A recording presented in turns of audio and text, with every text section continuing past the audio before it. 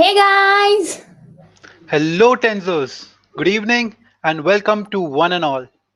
I am Shubham Agnihotri and I am co-organizer of TensorFlow User Group Bangalore. Hi everyone, my name is Ashi and I'm the organizer for TensorFlow User Group Chandigarh. And we'll be your host and your host for this wonderful evening. So let's get started. TensorFlow user groups get together every year to create such big events for you so that you can learn from them.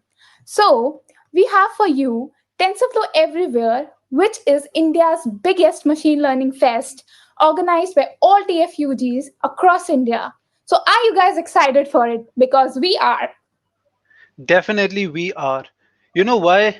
Because we have some amazing talks, some awesome quizzes, and most importantly, swags, which you Yeah. guys will be getting it if you win the quizzes. And definitely there is one more way to get those swags. You want to know how?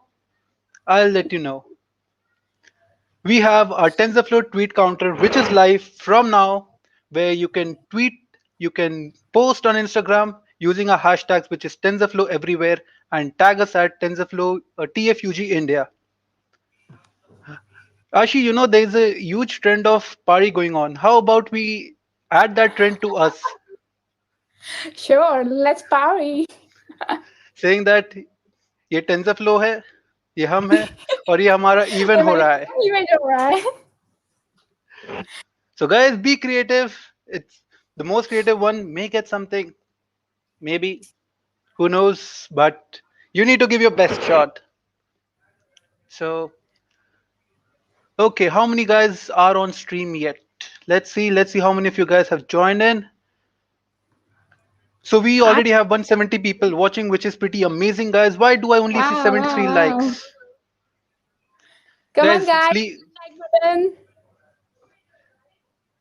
So guys, if you hit the like button, the algorithm will know that you guys are loving this content, and it'll be spread across. And do share it to your friends because सबका भला होना चाहिए यार. सबका साथ, सबका विकास.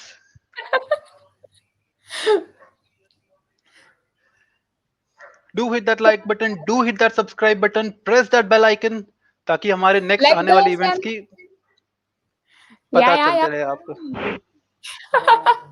Let those comments come in and tell us how you feeling. Come on, yeah, weekend hai. Show some party spirit, man. Come on. I know Shubham went last night for a party. Rehearse before Definitely. we went to a party. Yep, indeed. And it is party time. Why not? We are having our India's biggest machine learning fest, which is pretty amazing, guys. Absolutely. So can we hit 1 to 200 likes? Come on, guys. We are Come on, having come on, 200 come on, watching. come on, Let's hit 200 people. and let's get it started. Oh, I can see everyone. Oh, party, hurry, hey. Yes, yes, we're having a party. Come on, come on. ये तो pre event party हो रही है. अभी तो party शुरू होने वाली है. अभी तो पार्टी शुरू हुई है. Okay, okay. Let those comments come in. Oh, I We see have some. yes. I'm here for swags, Lord. I think तुमने हमारा कल का मीम वीडियो देख लिया है. Yes, our Ashika scam leak, which Oh was man. which was all about swags just for you guys. You know, being a developer, getting those t-shirts is priceless. If you have it, you know that feeling. If you don't have it, you know what is the feeling to get it. You can see Shubham is wearing one. And Yes, definitely. people. Okay, okay. Okay, Oh, so without a further ado, let's get started. So before starting, I would like to quote a very famous quote saying that, every interaction is an opportunity to learn. Only if you are interested in improving rather than proving.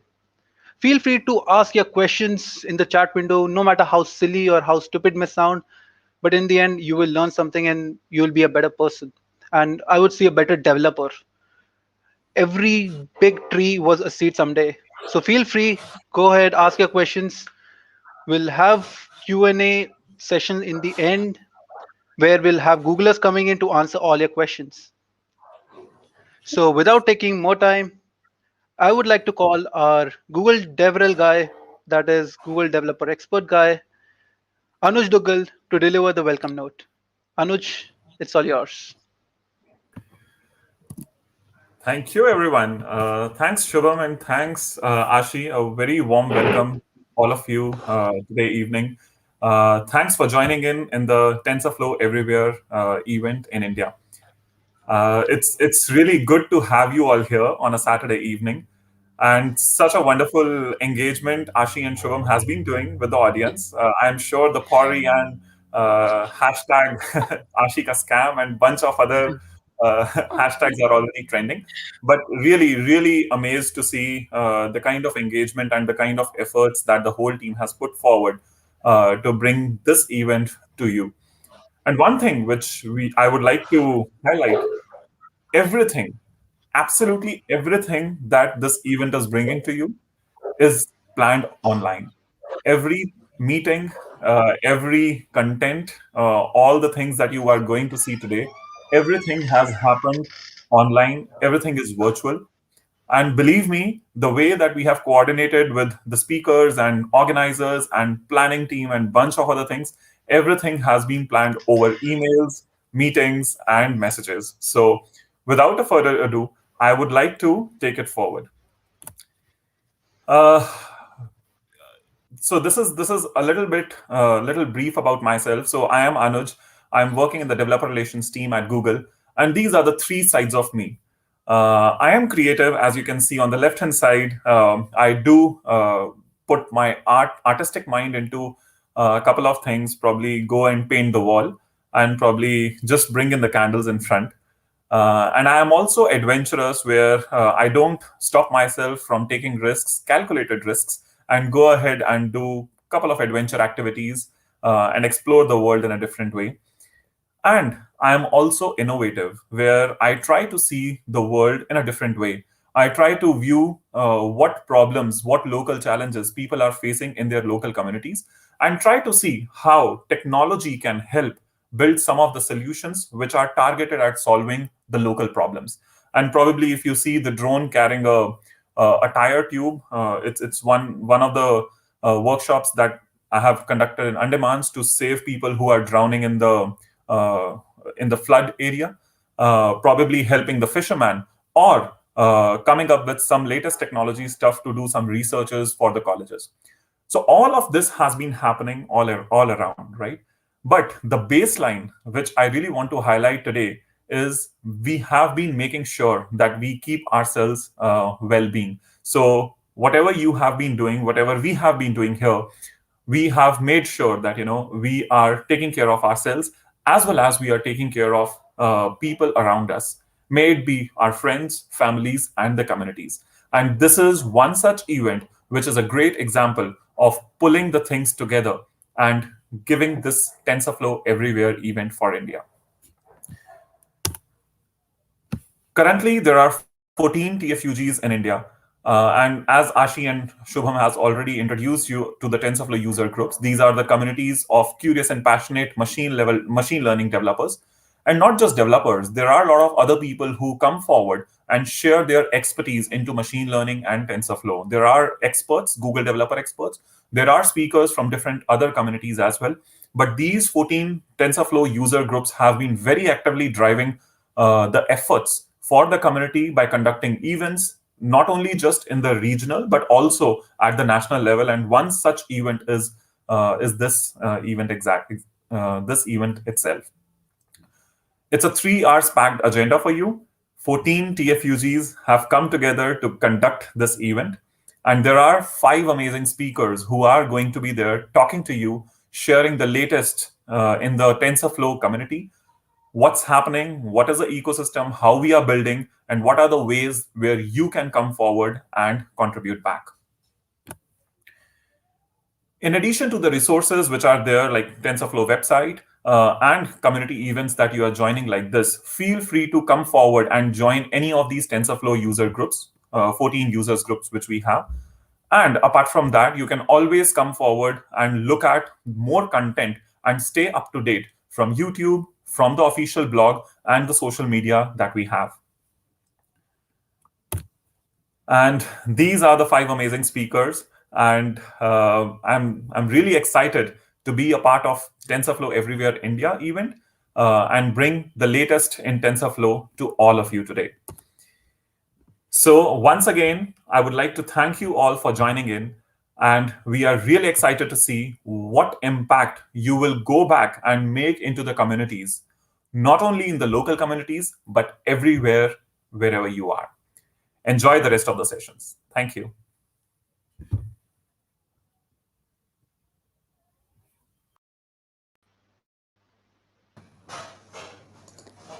Thank you, Anuj. That was indeed such insightful notes. And I hope that all our attendees will have lots and lots of learnings to take away from this event. And also, to all our participants who are watching us now live, please make sure to get your certificates that we'll be providing you after this event. And do tag us. Use TFUG India hashtag and TFUG at the rate TFUG to tag us and flaunt your participant certificates.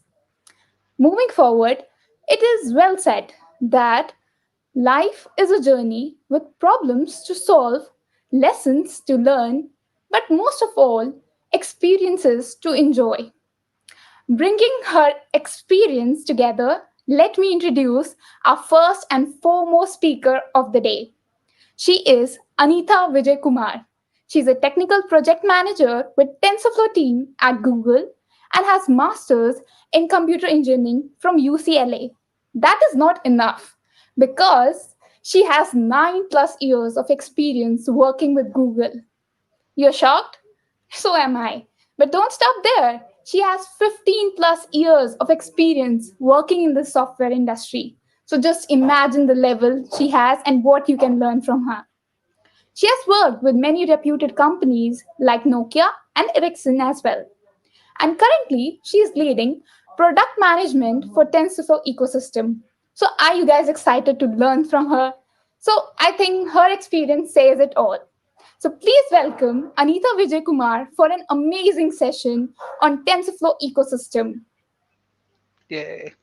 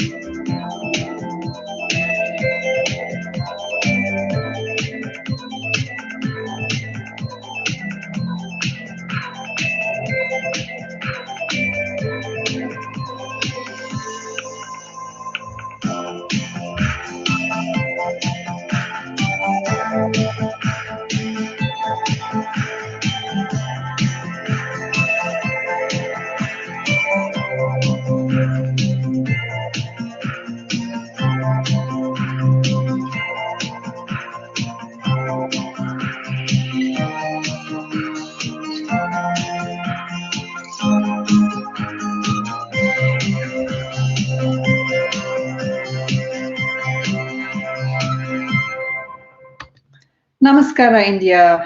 Hello, everyone, and welcome to the TensorFlow Everywhere event. I'm Anita Vijay Kumar, leading program management for TensorFlow at Google.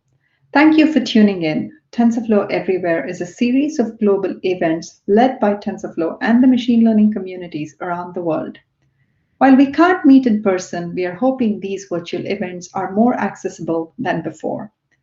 Since the last time our global community came together virtually, a lot has happened. Many of us are experiencing changing personal circumstances and a different way of working. There are riots and protests all over the world, and not to forget the global pandemic, which India has handled phenomenally well and can teach the world a few lessons.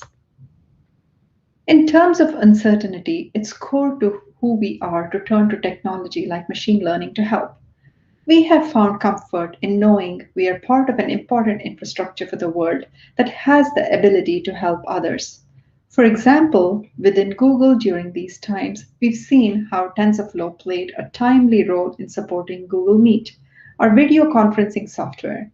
You can see it being used as an education platform in the bottom middle photo. TensorFlow helps the software adapt to changing bandwidth and enhances the picture quality. Since making Meet's advanced features free for all G Suite and G Suite for Education users in March, we have seen the daily usage grow by 30x, with hosting more than 3 billion minutes of video meetings every single day. This is just one example of how TensorFlow is helping us adapt and support new forms of communication and collaboration. For TensorFlow, we are seeing an unprecedented scale and growth. TensorFlow crossed 2 million downloads with over 10 million in a single month alone, 52 million tutorials and guide views, and more than 8 million articles read on the TensorFlow blog, and over 9 million views on YouTube, and 800K learnings on Coursera and Udacity. This is a testament to the community, so we want to thank you for continuing to support TensorFlow. We have some exciting new updates, but first we want to recap what we launched since the last time we got together at the TensorFlow Developer Summit.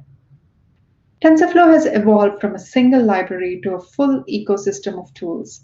Everything you need to build a model, data design, model design, distribution strategy, and tooling, a model store with TensorFlow Hub, and everything you need to deploy a model anywhere from the server to the device and even to tiny microchips. At the heart of our ecosystem, TensorFlow 2.x is a new API which we built following your feedback.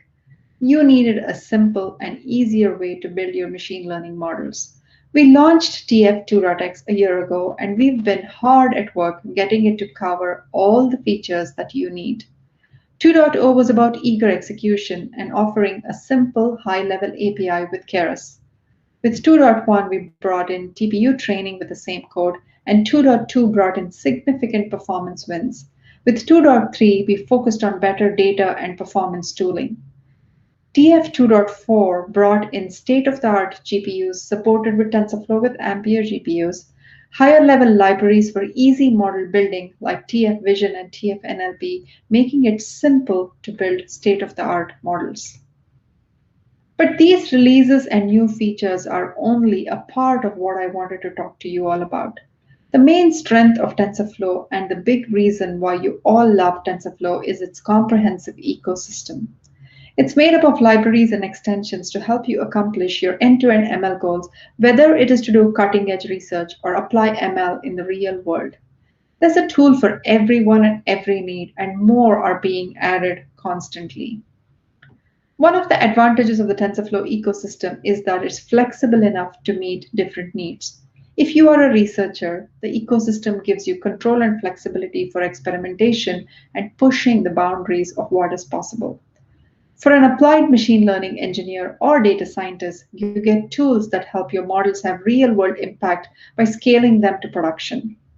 Finally, there are libraries in the ecosystem that can help create better AI experiences for your users, no matter where they are, such as via mobile, IoT, or web applications.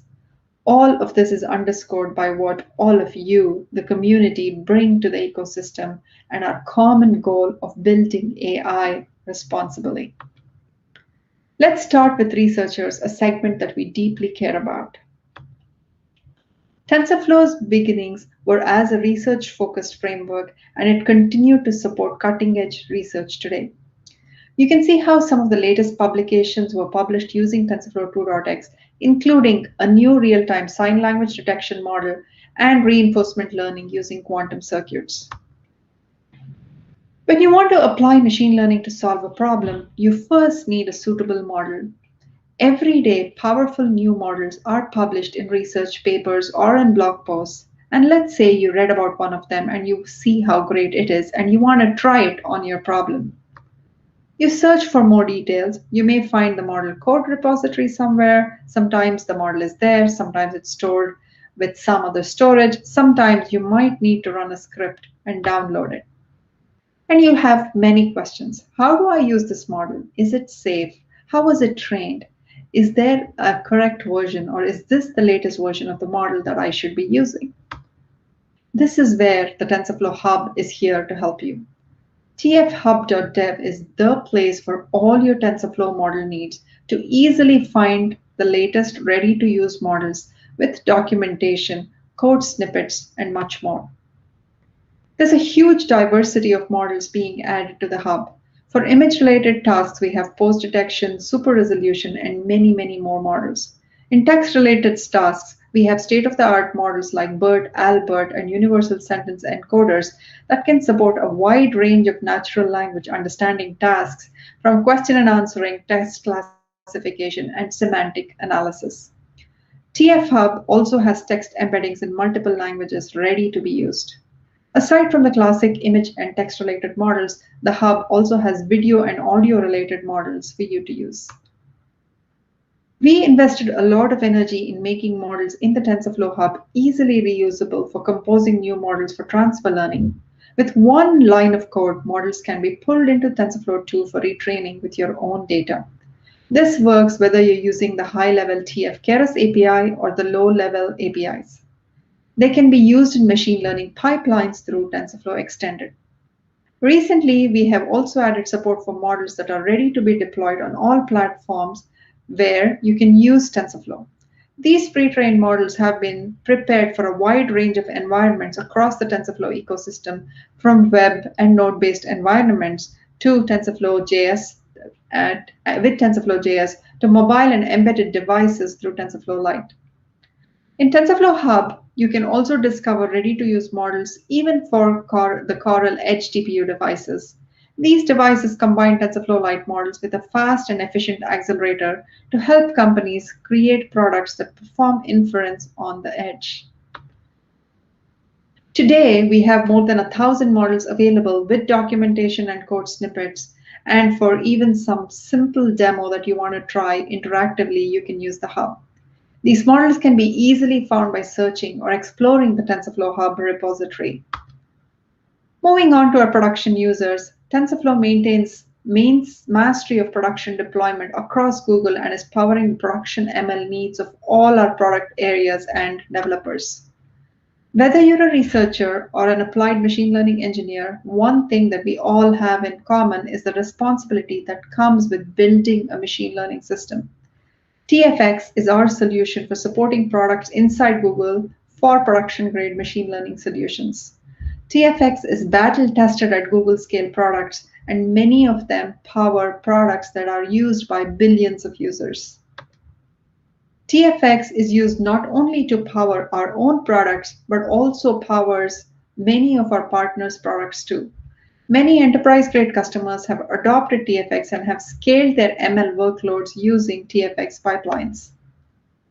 Now, cross-platform readiness and capabilities are a core part of TensorFlow, and TensorFlow makes it possible to easily deploy your production model to the edge devices or browser, and these solutions are already running on billions of devices. However, running on different platforms and devices requires us to operate in a unique, constrained environment like low latency environment or working with poor network connectivity, all while trying to preserve privacy. Libraries like TensorFlow JS and Lite are built to keep these constraints in mind. TensorFlow JS is a library used for training and deploying models in the browser. Let's talk about on-device with TensorFlow Lite. TensorFlow Lite is powering the machine learning revolution on mobile and embedded devices across Google. It's used in pretty much every on-device feature in large products across Google and is the industry leader across several performance dimensions. The latest Pixel phone has new AI features like Hold for Me or HDR+, which all run with TF Lite. We've done a lot of improvements on TF Lite for better usability, performance, and model optimization gains, all based off of internal and external feedback. We are working hard to provide many more improvements in performance, quantization, and even on-device training with TensorFlow Lite. Whether you are a researcher or an applied machine learning engineer, one thing that we all have in common is the responsibility that comes with building machine learning systems. I'd like to quickly talk about how TensorFlow ecosystem is helping empower all users build AI responsibly with the tools and resources that are available. Responsible AI is a set of principles and practices that help guide developers in building AI for everyone. It touches upon areas like fairness, interpretability, privacy, and security, and making sure we keep these factors in mind when we are building an AI system. A typical machine learning workflow has several stages. We think responsible AI can be incorporated into each and every stage. To do this, you can ask key questions to ensure your AI system is inclusive and secure.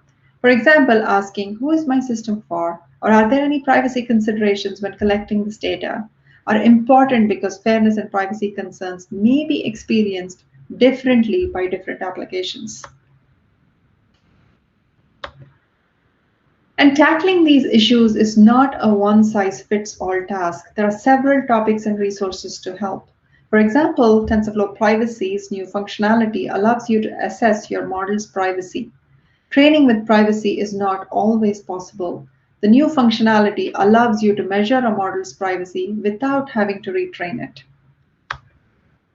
Another tool example is the Model Card Toolkit, which can automate transparency reporting for models. Model cards are a framework for sharing the essential facts of machine learning model in a structured and accessible way. Building a model card is time-intensive and requires specific expertise. The Model Card Toolkit facilitates this process by auto-generating key model card components using existing pipeline artifacts and displaying them using a standardized UI. To help make things easier, we launched the Responsible AI with TensorFlow Toolkit in June. This toolkit packages all of the responsible AI principles, tools, and resources in the TF ecosystem into a single destination on TensorFlow.org. I want to end on talking about the most important part of what we are building, and that is the machine learning community. I want to begin by thanking all of you, your feedback, your contributions, and what you build, and this is what makes us build products with you. We understand that machine learning is often a very collaborative experience. We built TensorBoard.dev to enable anyone to easily upload their TensorBoard logs and get a permalink that can be shared in blog posts, papers, and even on social media. Since launch last year, we have added more of TensorBoard's dashboards, the ability to download metrics data as pandas data frames, adding experiment metadata like titles, descriptions, and much more. Beyond product updates, at the heart of what we do is bring people together from all around the world to solve AI and ML challenges. These event photos look a little different, but they make us more proud than ever, and it's been great to see what our TensorFlow user groups have been up to, from ML challenges to shows and tells and even content viewing parties. We want to share on how you can get involved in these events and community groups. One great way to connect is to join a TensorFlow user group. These grassroots communities started organically, and we have over 80 of them globally. Even with the pandemic situation in 2020, our communities have remained strong. For example, the India TensorFlow user group hosted a 4-day, 20-session event covering a wide range of areas, including mobile, web, production, and research. I'm sure this map can have a lot more dots, and if you want to start a user group, please reach out to us and we want to help you get started. Another way to get involved with TensorFlow is with the special interest groups, or also called SIGs. SIGs help to build areas of TensorFlow that you care the most about. We have 14 SIGs, with SIGs on TF.js and recommenders being our latest additions. Most SIGs are led by members of the open source communities, such as our fantastic Google developer experts. Another area to get involved is through the certificate program, which we launched this at the Dev Summit in March last year. We've had over 1,000 people spanning 53 countries pass this exam. This exam was created by the TensorFlow team, covering topics such as text classification using NLP to build spam filters, computer vision using CNNs to do image recognition, and even with sequences and prediction. By passing this foundational certification, you'll be able to share your expertise with the world and display your certification badge on LinkedIn, GitHub, and or the TensorFlow Certificate Network. And to widen access to people of diverse backgrounds and experiences, we are excited to offer a limited number of stipends to help cover the certificate costs. We love our 165 Google developer engineers. They give tech talks, run workshops, shoot videos, and write articles for the developers worldwide. In 2020, in particular, the GDEs expanded their effort and worked hard to release a very large COVID related dataset. Let's take a look at an amazing example, which is the work of one of our GDEs.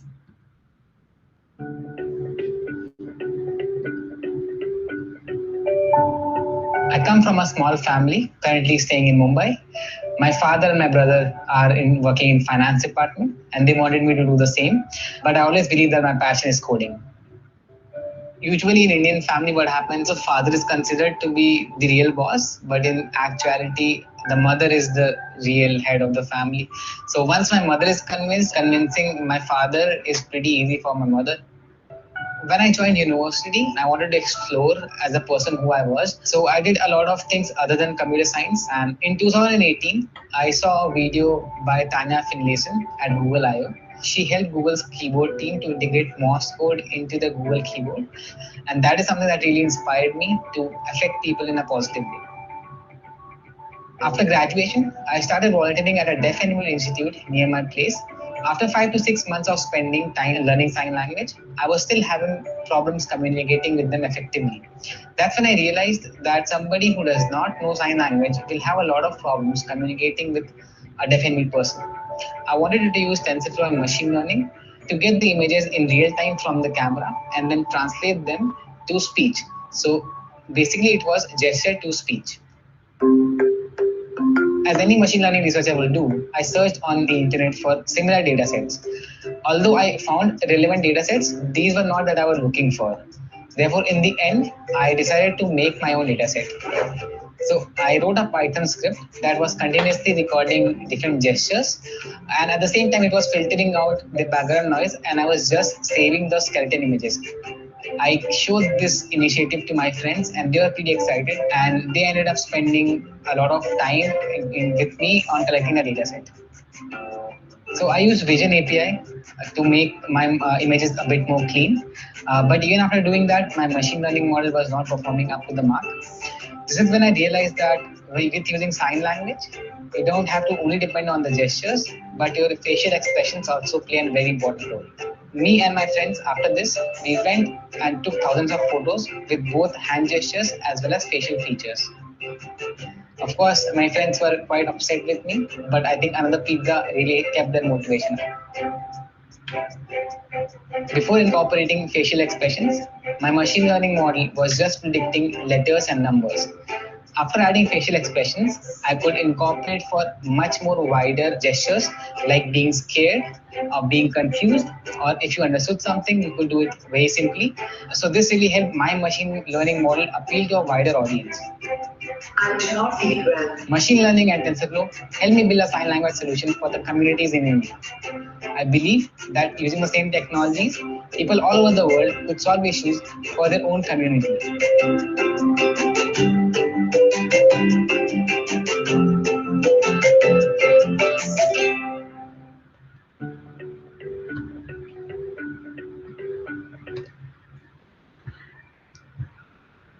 Thank you, Akshay, and thank you so much for tuning in. And don't forget to join the conversation and share with us on how you are changing the world with TensorFlow.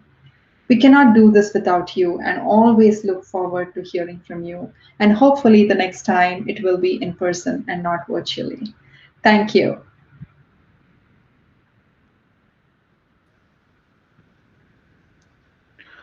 Thank you, Anita, for for sharing the TensorFlow ecosystem with us. It surely helped us to understand the power and reach of TensorFlow.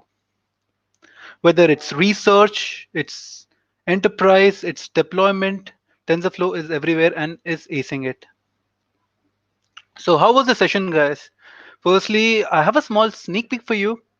Akshay Bahadur, who was there on the video, is joining with us soon for a session. So, are you excited for it? And was the session amazing or was the session amazing?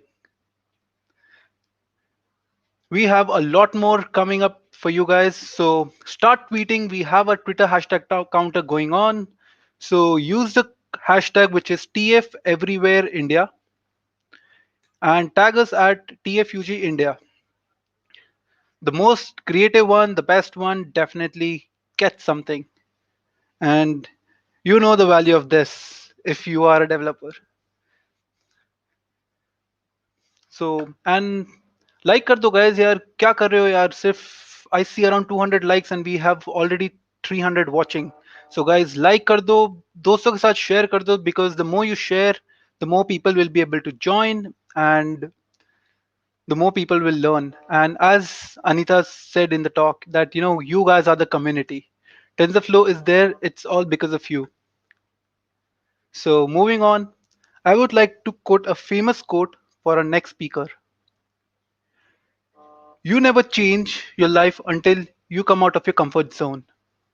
Her achievements and success speaks for her. Sharmishta Chatterjee. She is a data science evangelist with a vast professional experience in the field of machine learning and cloud applications.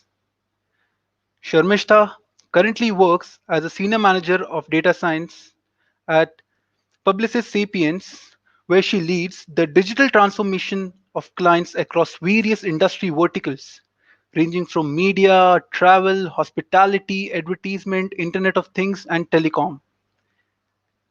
She has proven AI experience in research and implementing scalable AI solutions for the enterprise.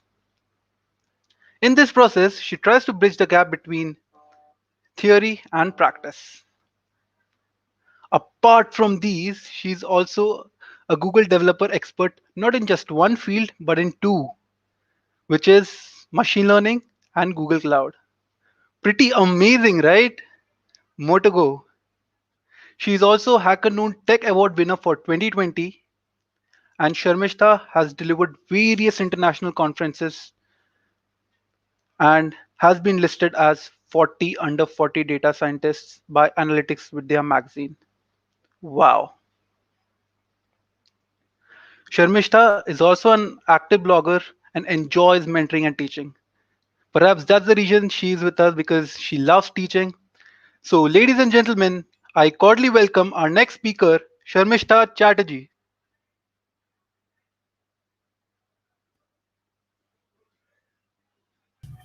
Thank you for a very warm welcome. And let's look around today what is the topic and what we are here. And I would first like to thank TensorFlow Everywhere team that for welcoming me and giving me an opportunity to speak in today's summit. Hope you all can see my screen. If not, let me know. So today's topic is going to be on optimizations in distributed computing using TensorFlow. So there have been a lot of talks around privacy, ethical AI, TensorFlow Lite, and whatnot. So let's look at why this optimization topic I chose for today's session and what was the motivation behind it, and then we will go into the agenda. So I have already been introduced. There is nothing for me to give an introduction. So let's look at why we chose optimization. So first is we will take a look at the use cases in the industry. And one of the primary reasons what I think that I chose optimization, you will understand, is that COVID-19 has changed our world as well as the industries, starting from, say, be it retail, supply chain, be it vehicular networking. And that's where we see there are a lot of uncertainties where we should have some kind of optimization framework, knowledge of the optimization framework, and using them into apply different to solve different types of real world problems using TensorFlow. And of course, last we will see that how we can use those optimization libraries using TensorFlow with live examples, code snippets, what is the architecture of the TensorFlow framework that allows distributed computing with optimization. So this is the agenda of today's talk. So let's go into one by one. So what are the industry use cases and why do we need optimization? That's first we need to understand.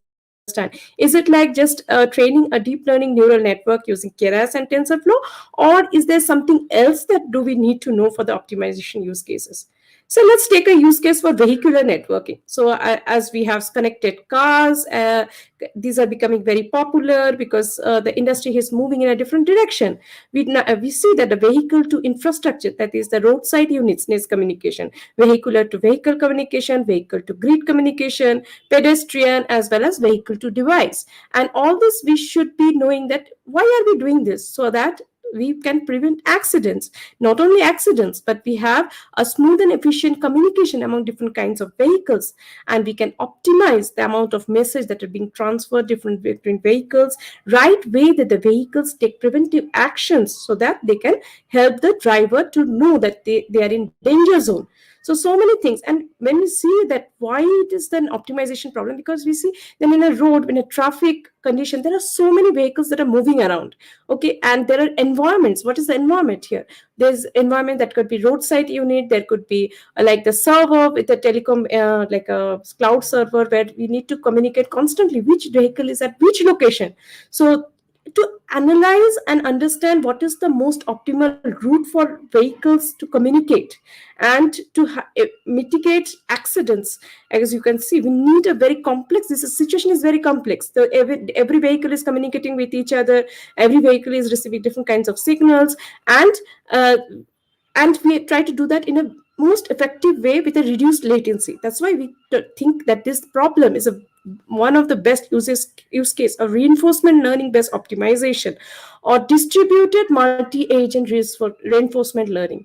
So, and this is one of the best motivations of choosing this problem, optimization problem, and what we can do with the uh, TensorFlow libraries. And another use case, what I think that it is most important, that the COVID has struck the world in a very bad manner, and that we see there are lockdowns. There are like of absenteeism of workers in factories, and there are like uncertainties in every field. Whether the manufacturer is getting providing the correct raw materials, he's able to manufacture it currently because there are workers who are absent. There are these signals getting properly going down to the next downstream channel of the factory? That's who is getting the wholesaler. Does he know that when he is going to get the next supply? Does he know that when he is getting order from his downstream channel, that is the retailer, and when is the customer wanting to buy these items? Because many people have turned on to online mode of shopping, and they're trying to place online orders. It means they want to fill up the stocks, but the stocks can only be filled up if there is efficient supply, and the supply is not directly coming from the manufacturer, but it is going down several lines of agents and down to the customer. So it's kind of, and then not only the supply timeliness, the inventories that has to go properly, but there are problems of demand forecasting, saying that are this say we talk about pharmaceutical use case, when we have drug supplies, are these getting manufactured as per the demand, and what is the price? As are we able to give the vaccination at a affordable price for everybody? Are we making it a more like a universal kind of a thing that everybody can access it? And what's the right price? What's the right supply? What's the right demand? In different situations, not only pharmaceutical, but in different situations, retail or any other use case you take, that the landscape has changed due to COVID and uncertainties. And it is like short-term, long-term plans, long-term predictions that needs a correct way of predicting the most efficient value. And then once we have seen this, what has COVID done? So we have to know that the COVID, if you see in the diagram, if you'll see that there is a lot of delays happening. The volume has gotten, order volume has dipped. That there are projections failing. So because we have never trained models with COVID factor. So when is one of the important things we might be taking into consideration while while training our models per region. You might want to take like a World Health Index metric on how each individual country can react to COVID. So this is a very different landscape than we have conventionally built machine learning models. And we need to have an inventory visibility.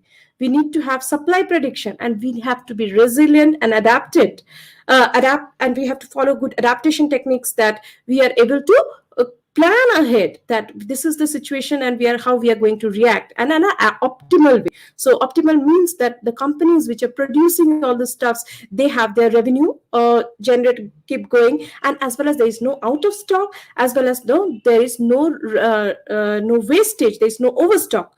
And when we think these optimizations, this objective of optimizations, we think of that we take into consideration, as we discussed, that long-term, short-term policies, mid-term recommendations, at looking at different timelines of our predictions that we might use with LSTM or whatever neural network that we are following. And then when we do that, we have to incorporate errors every time, because this is a new situation again we are talking about, which is a disruption and which we have not encountered before. And whatever additional signal measures, quarantine measures, lockdown measures we are able to gather from the environment, we have to take into consideration. We have to also see that whether transfer learning is playing an important role, and we are fair enough, our models are fair enough, so we have sufficient data from minority and majority section, and our optimization tools are running like 24/7, and we are able to predict in real time. And the improvements are many, like the companies should not fall off their revenue. They are able to maintain their competitive advantage, cost savings, they build resilience, and they stabilize their revenue management. So one of the problems like we have to handle at a very granular level for any kind of industry, and that is the dynamic demand pricing. That's how what is the demand happening and what is the supply. So is there any wastage or is there out of supply? And we should not think of that, okay, I have solve the problem because this is the demand, this is the supply. That is not. So the demand and supply pipe, it is a chain or a pipeline. So it's coming from the manufacturer, it's going to the process or the quality control units, it's going to the factories, then wholesalers, then retailers, and then the supply agents. Before the retailers, there may be multiple supply agents. Like your vaccinations can travel by rail or can by air. And when we do all these things before reaching the customer, are we collecting the right data? Are we formulating the right demand function? And how do we apply the constraints? Most important thing, what is the constraints? So I have this much amount of budget, and I have this much amount of rails or transport facilities available, because there are restrictions, we know. And how do we get an optimal price prediction for that? So are we able to do that with both long-term product cycle prediction or short-term, so without compromising on the revenue? So there is one open source library we will see today is the reinforcement learning platform using TensorHouse, which has been there by the Grid Dynamics. There's a website for that. They have used that, and we try to see that how they have applied their optimization, and how, without me knowing so much complexities, without going into how we can use TensorFlow Ray and to apply such kind of optimizations, or do some kind of build some kind of a deep learning learning libraries or deep learning prediction models using reinforcement learning. So what are the different stacks, and what are the advantages it gives, how much distributed it is, how I can parallelize my code, what are the agents, different types of agents I can can use. So we'll have a brief introduction of reinforcement learning, and then we'll see into the jump into the code.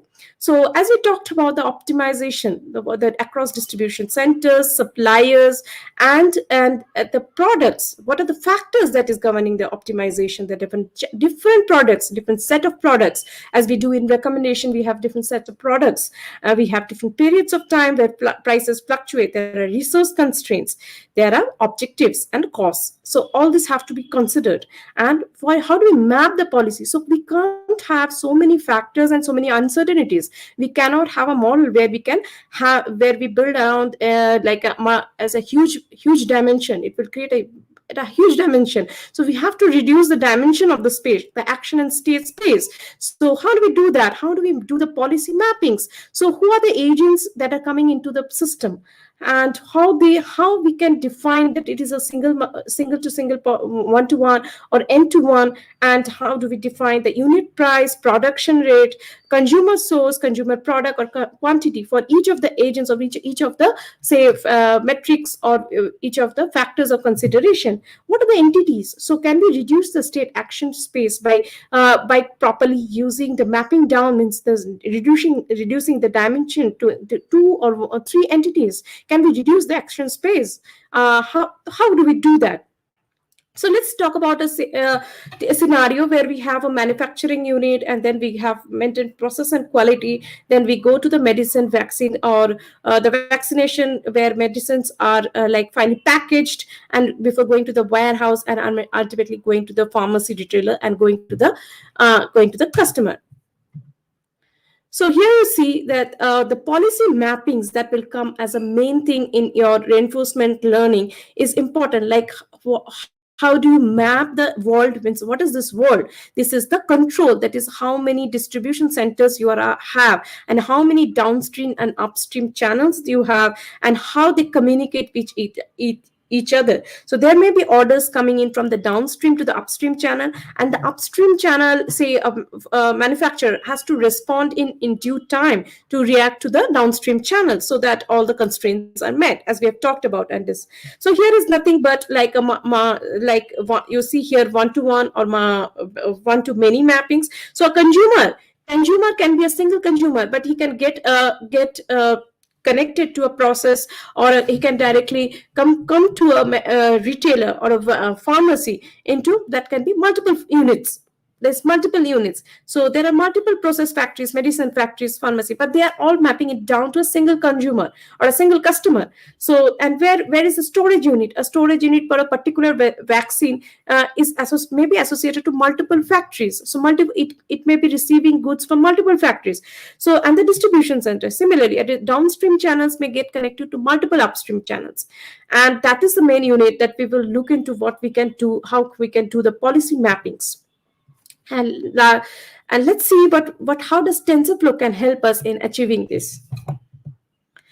So if you're not aware, just giving a brief introduction about what this multi-agent reinforcement learning is. So we know that if you're also the single agent reinforcement learning, that we have an environment and we have an agent, and the agent will have a current state. It will move into, it will take an action, move into another state of the environment, and it will either achieve a reward, or it can also be penalized. So we have to see that our rewards are as much as maximized. So if your objective function may be to maximize the reward. So in compared to a single agent, we see for a multiple agent reinforcement learning, we have several agents, as we have talked about in vehicular networking. Everybody has to communicate with each other. The downstream, upstream channels communicate with each other. And when they are communicating, everybody is transiting from one state to another, and they are gaining rewards or getting penalized somewhere. Some may be getting rewards, some may be getting penalized. But our objective should be like the global optimum, like the whole state of the set of agents has to be maximized, and that is, we call it as a joint action. So how do we maximize their entire sum of all their actions that they take on in transiting from one state to another by maximizes their rewards. And when you see all these things, there are two kinds of reinforcement learning that three kinds of reinforcement learning that we may be interested in. So that when they are cooperative, fully cooperative, they like agent their only agent is to optimize a common goal. That can be fully competitive, like they are just everybody is achieving trying to achieve their own goals, but it is cooperative plus competitive, like they are also cooperating as they are competing. So let's look into, like, most situations will be cooperative plus competitive, because if there are other agents which are trying to maximize its own, if they are also looking at local plus global optimum, they enter into a competitive solution, competitive plus cooperative. So what we have to do is to use curriculum learning, so that we use some base policies and see that nobody is like sacrificing. So everybody's goal is optimed at a certain level, plus the global optimum that we have talked about, the global situation of the whole problem is optimized at the maximum stand. So how do we do that? And Ray offers asynchronously executes multiple clients in parallel, and it can be multiple instances of the environment. There are libraries that we will see that we can initialize the environment, and you can have there is a wrapper that decorrelates the agent's data into a more stationary process. Why is that? Because every agent is transiting from different states to different states. So there has to be some wrapper that you can treat each state as a separate stationary process. And we can do that with the on-policy SARSA algorithm or off-policy Q-learning. So Q-learning is more when you have time and you can take any action that is not actually your behavioral policy. It's just you take it your time and you decide in a, say, resource control environment what is the best for you. Whereas SARSA, you will like, it is an on-policy algorithm, online policy, where you try to use greedy mechanisms and try to find out what's the best policy that the agent is going to take. So the different kinds of things are there, but in that is the TensorFlow Ray that has come up with that. While we do that, and how do we do that in cluster setup in asynchronous way? How do we do that using deep learning network that is robust and effective? Let's talk about, like, how do we have it arranged in terms of Ray architecture? What is Ray offering us, and how we can use that? So Ray, if you see that the trainer class, that is the policy optimizer. In the trainer class, you have to define the policy optimizer, and it will allow distributed optimization, and you have the rollout workers. What is rollout workers? Rollout workers are nothing but that they are querying the policies and they are allowing the agent to take actions. So this is the policy class. So you can have a configuration defining your policy. So there are examples. We'll see some of this. How do we define policies? And there can be different kinds of agent. Ultimately, what is our end goal? Like any other machine learning problem, we expose in terms of a policy serving REST API, and where we can that API will invoke the individual like the environments, create an environment and invoke internally the algorithms, and we can have the expected output result. And environments also, TensorFlow Ray allows you to have open AI gym environments, multi-agent environments where you have multiple agents, and each may have different policy, or agents can have 7 policy. Like the previous one, we can see that we can we will use only 2 policies, one for producer and one for consumer, in order to reduce the action space. So that's also a problem. That's a topic of understanding that how do we define our efficient policies. And then we have a vector environment where we have different kinds of like interfaces for different selection of different policies. And once we know thoroughly of a problem and we define the policy, and we have to see how do we scale it in a distributed environment. And we have libraries like RLib, that is called the TF policy, that high performance graph execution that is possible with the TensorFlow library. Or we can use eager TF policy, that's more of like if you have used TensorFlow 1.1.5 the previous versions. And also separately, Torch also is provided. You can also use Torch. So let's see what do we do here. So here we see that different policies, they are all getting mapped to two different policies, like producer and consumer, as we have talked about. And here we have the deep neural network defined. So there is deep neural network in terms of facility, different kinds of output, different type of features you may have, then unknown uncertainties, like how many orders are getting served, how many orders are pending, how many orders cannot be fulfilled, fulfilled, they're cancelled, or how many orders actually can be how many orders looks like a sign of alert that we are not able to send everything, how many stores open, how many storage levels, everything, so many features you can have. You can pass it through two deep neural networks of 20 to 56 neurons followed by a LSTM, and then get a softmath layer and see what's predict the quantity level, the product ID, and source ID. Okay, and we have to be very careful when we use from propagation from upstream to downstream, so there is no blockage. Okay, how do we do that? So one is the baseline policy. You will always find with TensorFlow Ray there is a baseline policy, and baseline policy is simple: produce a based on your problem, you can apply it. Here we have applied it for fixed production rates and unit prices. Consumer policy is the calculates the ratio between the number of products units available in the store and the number of products actually required. So this is entirely up to you, and you can change in the libraries. There are codes. If you explore the Tensor house, you will find out how you can change and recode it in your suitable business context of the problem. And you have to, as we have talked about, we have to see the global profit and use curriculum learning to subdivide our task and gradually increase the difficulty level. So there's a cons, like there could be a delay, because if you are not able to communicate between upstream and downstream, there could be delays, and it can affect your profit. So this is the running of this. I'll show you in Jupyter Notebook. You can also download it from Tensor House and see. There are several, as we have defined, we have several manufacturing units, process factories, medicine factories, like where it is getting packaged. These units are configurable, and it is entirely up to you how do you define your agents and the environment configuration. What environment you want to use, what agents, how many agents do you have, how do these agents communicate with each other, and then ultimately you may have number of agents, and as we have talked about, number of configurable number of agents, and also you may have number of different numbers of retail units or pharmacy units per region. So you can all fix it, configure it, and run it. And same, this problem can also be extended to different use cases corresponding to retail or vehicular network. You define or change your business objective. Here we see that the train policy is the rewards are coming negative compared to here, if you see, and that the train policy is not performing well as the baseline policy. So that's another learning.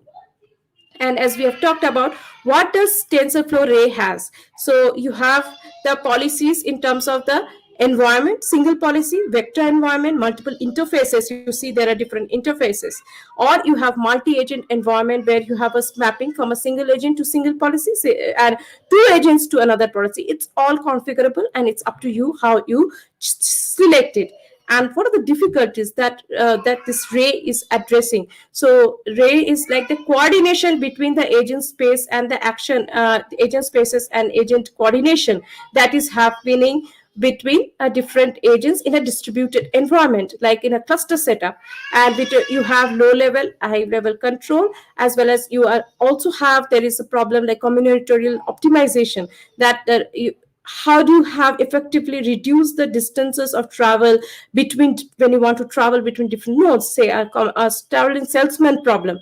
So that is also can be handled with that Google has provided another library. It's not the Ray, that you can do that, mitigate, minimize the distances between travel, because that's also a supply chain or a vehicular networking problem. There's this combinatorial optimization problem that is also possible with TensorFlow. Okay, now let's look at, and of course the reward design, what is the reward you want to achieve. Now let's look at this code. So you have like a DQN agent and the policy. So you can straight away use a Boltzmann policy, memory, sequential memory you can define. And then this is a simple deep learning neural code. I don't have to explain. And the most important is the environment name. So TensorFlow Ray comes with some of the environment names. You can choose, I have choose like Cartpole V0 environment. And when you have the environment name, you have to take the actions. And then you have to define the memory, and you define your machine learning problem in terms of a deep neural network. What is the agent, what is the model, what are the different hyperparameters that you want to choose, and fit it and save the weights and test it. And with Ray comes tune, that the tune is mostly for hyperparameter tuning in the Ray platform. You can parallelize your and what is you must have known randomized search. What is the most efficiency of Ray tune is you can parallelly do the grid search or hyperparameter tuning across several clusters, and that can scale up your search space as well as reduce your cost. So see, and another example with when you want to train the policy with for the supply chain environment, what we have talked about. So you have the single action. You can take a single action for an environment, and you're iterating for different range of the environments. You have different range of the environments, iterating for the warehouse problem and see production, shipping, and every time we have to compute the state and reward. What is the state it is transitioning to, and what is the reward? And then we maximize the cumulative reward. So this is the TensorFlow Ray, again another architecture like from the environment you generate observations, and the observations are pre-processed, and through a preprocessor we filter those and we develop the model. And when we do the model, we have to take into consideration the policy class, be it in TensorFlow or in PyTorch, and the action distribution, right? What is the action? From the model will have some prediction probabilities, and based on that, what is the action? And that goes back into the environment. And Ray has all this, we have talked about at application level, different kinds of agent selection, serving the policy in terms of REST API, getting the data. There are a lot of algorithms, research papers associated with Ray algorithms. You can either use those or you can define your own custom algorithms. And below that, we have the Ray abstractions and the tasks and actors, means actually how they are interacting in a deep reinforcement learning environment. Also here, you can select different hyperparameters for scaling it, like what is the number of workers, GPUs, number of share layers, coefficients, multi-agent. If it is a multi-agent, what is the policy function, and policies to train. So, and then we train it, and we have the environment here, the supply chain environment we have done. And then when you if you want to update the policy, you can update policy map. You can have the previous policy, take the previous policy number of iterations, you update the policy map, and for each worker, for each environment, you can have the training set and see how does it train. Similarly here, it's very small maybe, but just try to give some snippets because this cannot be run just like that, and it takes a lot of time to run. So what are the baseline producer consumers policies, and what are the train policies? So why there are four policies. One is the baseline policy, one is the train policy for each of producer and consumer. And then you can configure it, the environment space, observation space, outputs config. So again, I'll show that this with an example running in that how do you have a client server. So one is the client is connecting to the server, and the server is training it, and it is giving it to the client, responding back to the client. The client again gets the reward, and it is able to understand and transitioning to the next step, trying to see what is the actual reward it is expecting and terminating based on that. So let's see one example. And other than Ray, we also have talked about like the beer game optimization, it is called. With TensorFlow 1.15, you can run this. So everybody is expecting incoming orders and outgoing orders, means supplying into the downstream as well as receiving from the outstream. So how do we optimize that? So there is another framework that Google has done for us. There's a research paper from Google only. So how do we optimize? And we find out what is the amount of stock that I'm going to order, and at what point, means what is the threshold limit that I can accept that this is the right amount of stock available, and after that it's danger condition that I have to reward. And then you have to set up the parameters for optimization. So there is not much scope for that to go into details, but just giving a brief thing, like saying same, we are using all this framework again, and we are also able to, there is another neural combinatorial optimization with RL that's also from Google that optimize the distances. These are just giving you a framework idea what else you can use with Google libraries using TensorFlow, maybe TensorFlow 2. This is the TensorFlow 1.15. And how do you do the sampling, pre-training sampling, active search, and you like the pre-training active search and actual active search when you hypertheory or model with different neurons. So let's look at small demo and conclude. So previous steps, previously what we have seen when machine learning models were not there and our ecosystem has not matured. So we have to go in a sequence of steps, like we have to develop, plan, source, make, deliver, and support. And we will come back and again we will do it in a feedback network. But when we have sufficient AI driven machine learning algorithms, digital supply chain networks looks very much interconnected and very dynamic and automated, where we can plan beforehand, increase the revenue value, and take sufficient measures to mitigate our risks. So that's, having said that, let's see a small demo. So one is this tensor house. If you see this code, so we have, yeah, so this is the this takes some time to run. So including the tqdm libraries, you see how your code is progressing, and there's a simulation like with the, sorry, hope you can see my screen. You have the supply chain policy. You define the policy that are internally available in the codes, like you go through this world of supply rlib models, world of supply rlib, like where we define our how do we define our rewards, how do we calculate our profits, and having said everything done, how do we interact between the different set of features, and what we are trying to optimize, consumer features, distributor features. There is a whole lot to be explored from our side. And then here actually the facility, the distribution centers, how do they take actions, means what is the next state. So if you have received such kind of inventory, or such kind of is the next state, what is it's going to be, what is the predictive value of inventory next state. So this is a deep neural network which we have built with Keras. And as we have seen here, this policy evaluation, and this what we have discussed in the slides. So this is train policy, this is baseline policy. So here we have to explore all those things, and then we can run. So we have a cartpole server, as we have talked about. If you see the cartpole server, so here we again server address, you can set up a server, distributed server. This is the TensorFlow Ray is performing number of workers. How do you scale it? What kind of algorithm do you want to run it? How do you define your trainer, all the hyperparameters, and run it. And the client communicates. So the server is running here. If you see, the cartpole server is running, and we have a client, and the client will communicate with the server, and with our off policy or on policy, SARSA or like Q learning, you can just execute the code. These are all given in the TensorFlow libraries. Just explore it, and we can work on it and develop it based on our use case, means whatever it's a business use case.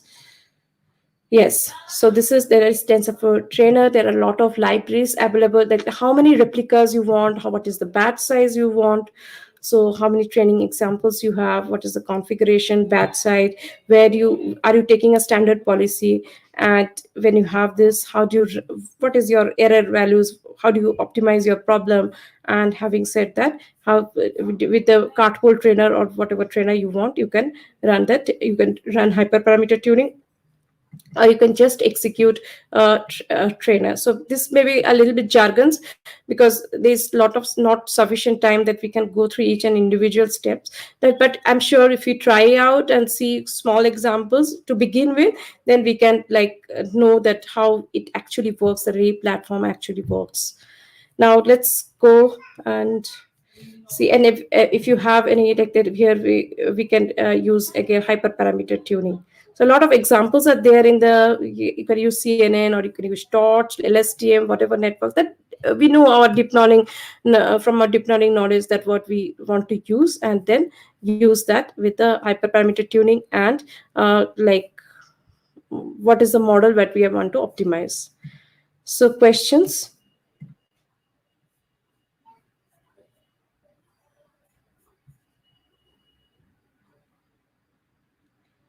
Yeah, questions?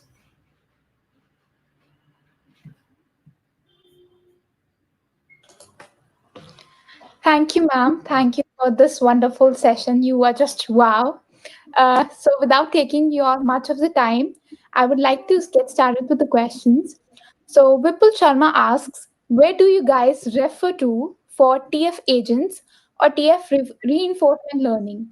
The official document seems to be in development, so there's not much. So where do you actually refer to for this? Yeah, to see there are a lot of if you there are a lot of examples available here. I have pasted the code. Also look at this is the main official document of Ray. Okay, and if you look around, there are examples or insert tensor house. This is the, so if you're looking for advanced concepts, you can go inside and try it out.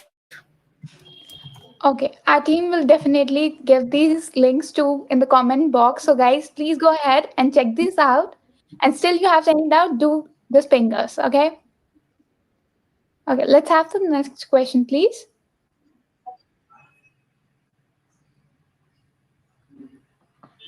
So, yes.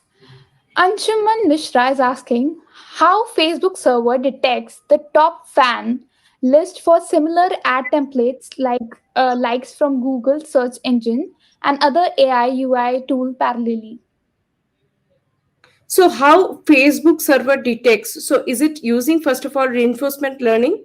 I am not sure whether it uses reinforcement learning or not. So if it uses reinforcement learning, then it must have an objective function that defines that what is the set of fans that it is looking for. So say in reinforcement learning, your optimization parameter, you want to look at 5 rewards which are within this when the agents are moving around this state and action space, and you want to look at 5 high rewards, or you think of a traveling salesman problem where you look at 5 distances which are minimum. So that's how, if it is reinforcement based learning, I am not aware whether the Facebook server is at all using reinforcement learning or not. So then you can define your objective function and look around like, oh, what are the top fan lists. That was indeed insightful, ma'am. Thank you. Subham Shah, thanks. And I can see only single buffer is available in uniform. Can we design a custom buffer? Is it possible? Yes, there is a possibility. You can look around like how do we, there are multiple buffers available. I will share the links so that how you can develop multiple buffers, custom buffers. It's possible. Cool. Thank you so much, ma'am. Thank you for your all the insightful learnings and your experience that you have shared with us. I hope everyone who's listened to you and will watch you later, they learn lot many things from you. Thank you so much. Mhm.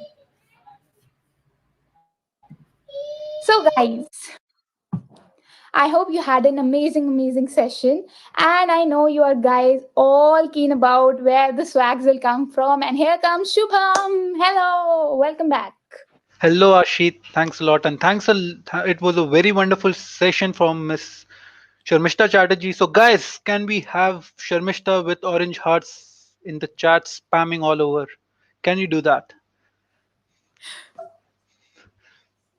Okay, so guys, it's that time now where we throw on some questions and you get some goodies.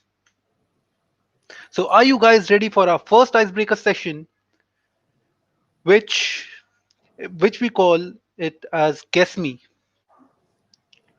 So we yes. So Okay, can you guys see it? Just tell me once. yep. Okay, let's get started. So, instructions for this event is that we'll be using the Slido platform for this quiz. There are multiple choice questions, and you'll get 25 seconds to select the correct option. Be sure that we are judging you on the basis of accuracy and your speed. Also, to enter your Slido username, make sure that you use your Gmail ID so that if you win any swags, we get to you as soon as possible. So, if your email ID is TensorFlow Everywhere India at the rate gmail.com, you have to just enter TF Everywhere India. Correct? So, we'll also be giving you QR codes that you can scan and you can enter the quiz. But the very important thing is make sure you have two screens. So the question will be appearing on this screen and the answer will be given through the Slido screen. So make sure you have two screens so that you can look at the question as well as you can answer at the same time. Okay, so let's get started. Before that, just scan this QR code really quick Or if you are not able to scan it, go to slido.com and enter ICE1. So Ready to guys, begin. the question will be on this YouTube stream, whereas you need to answer them in your Slido. So be on the YouTube screen and as well as on Slido. Yes, So we are yes, telling you again, you can win some amazing swags, but make sure you have two screens and you see the right questions and answer correctly in the minimum time. so even our great moderators can share the link to the YouTube chat, and you guys can directly click that link and hop on for a quiz. Oh wow, we have people from Ecuador, Kerala, Pune, Noida, Mumbai, Bangalore, New Delhi, Gandhinagar. Oh, I see lot many Bangalore and Mumbai people. Oh, Gujaratis in the house. Pune, Chennai. Oh, Kim Bhopal. Cho bhai. Wow, United Kingdoms. That's really awesome, man. Yep. Chandigarh, nice. You're closer to me. Varanasi, Delhi, Rajkot, Pune. Okay, let's get this growing. Come on, guys. Come on.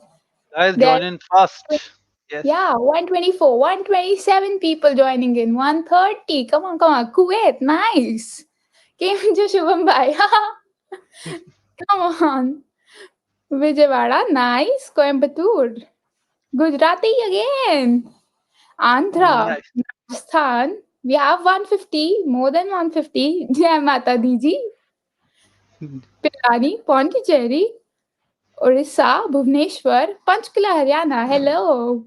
Guju and Kuwait. Nice. We have Ahmedabad. people from Russia as well. Nice. So we have a lot of Wow. foreign audience as well. Pretty amazing to see your interaction coming in. So I guess Yeah, we are ready and to start. welcome to India. Yes. Home. So we are Oh,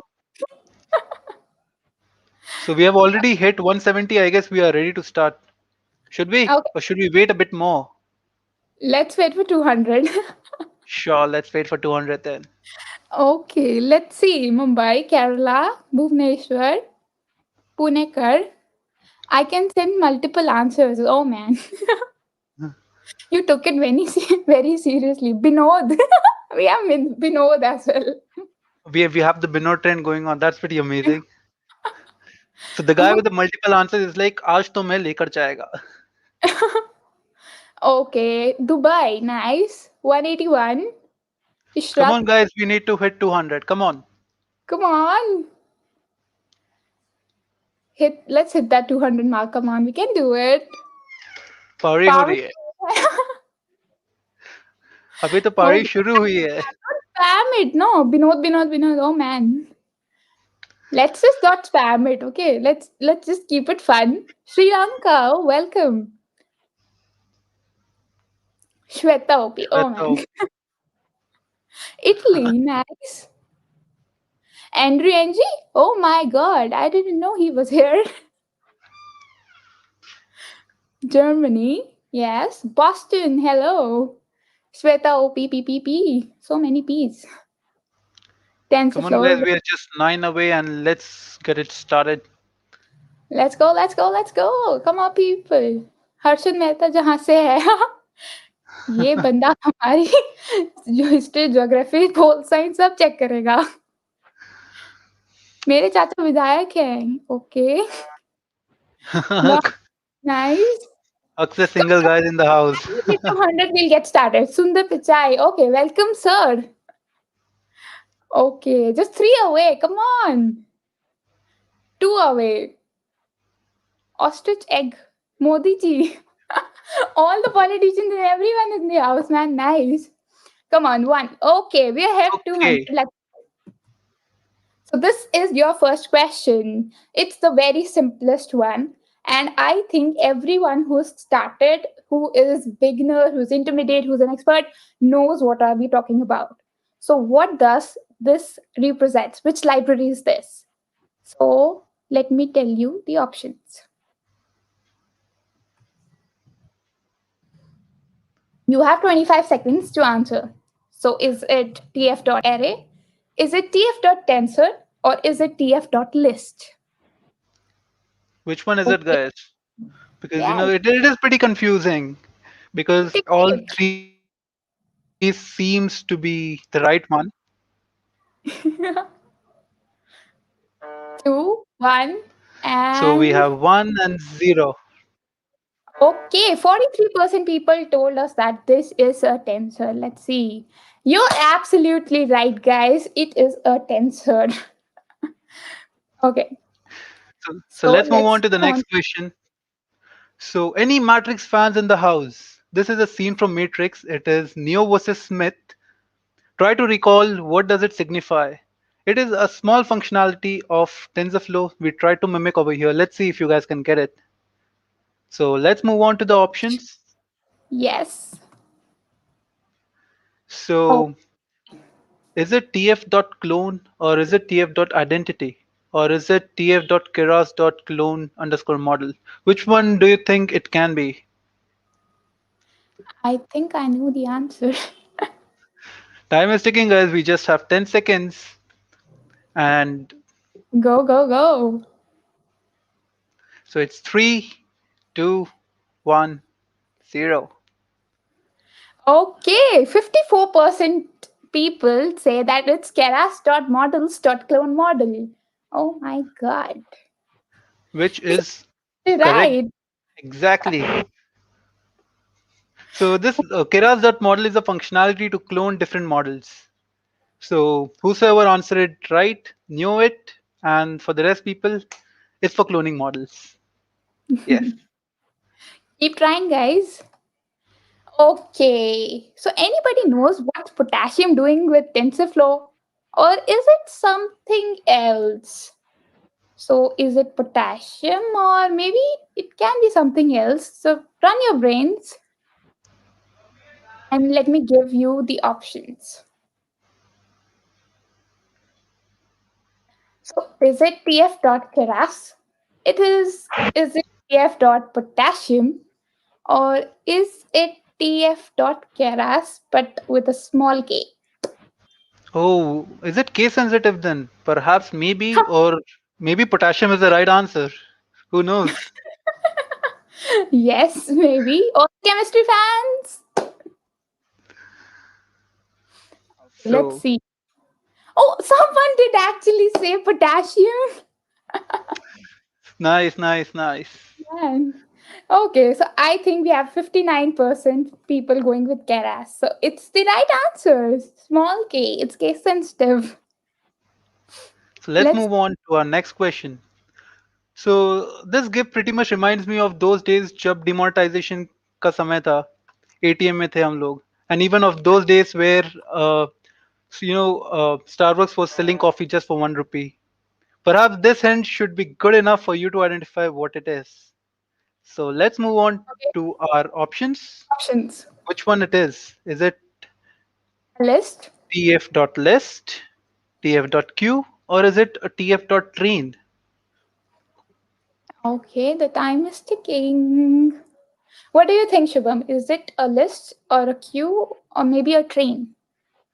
If you think about logically, all the three actually fits well based on the image. But which one? Oh, Yes, but which one so is it? let's see.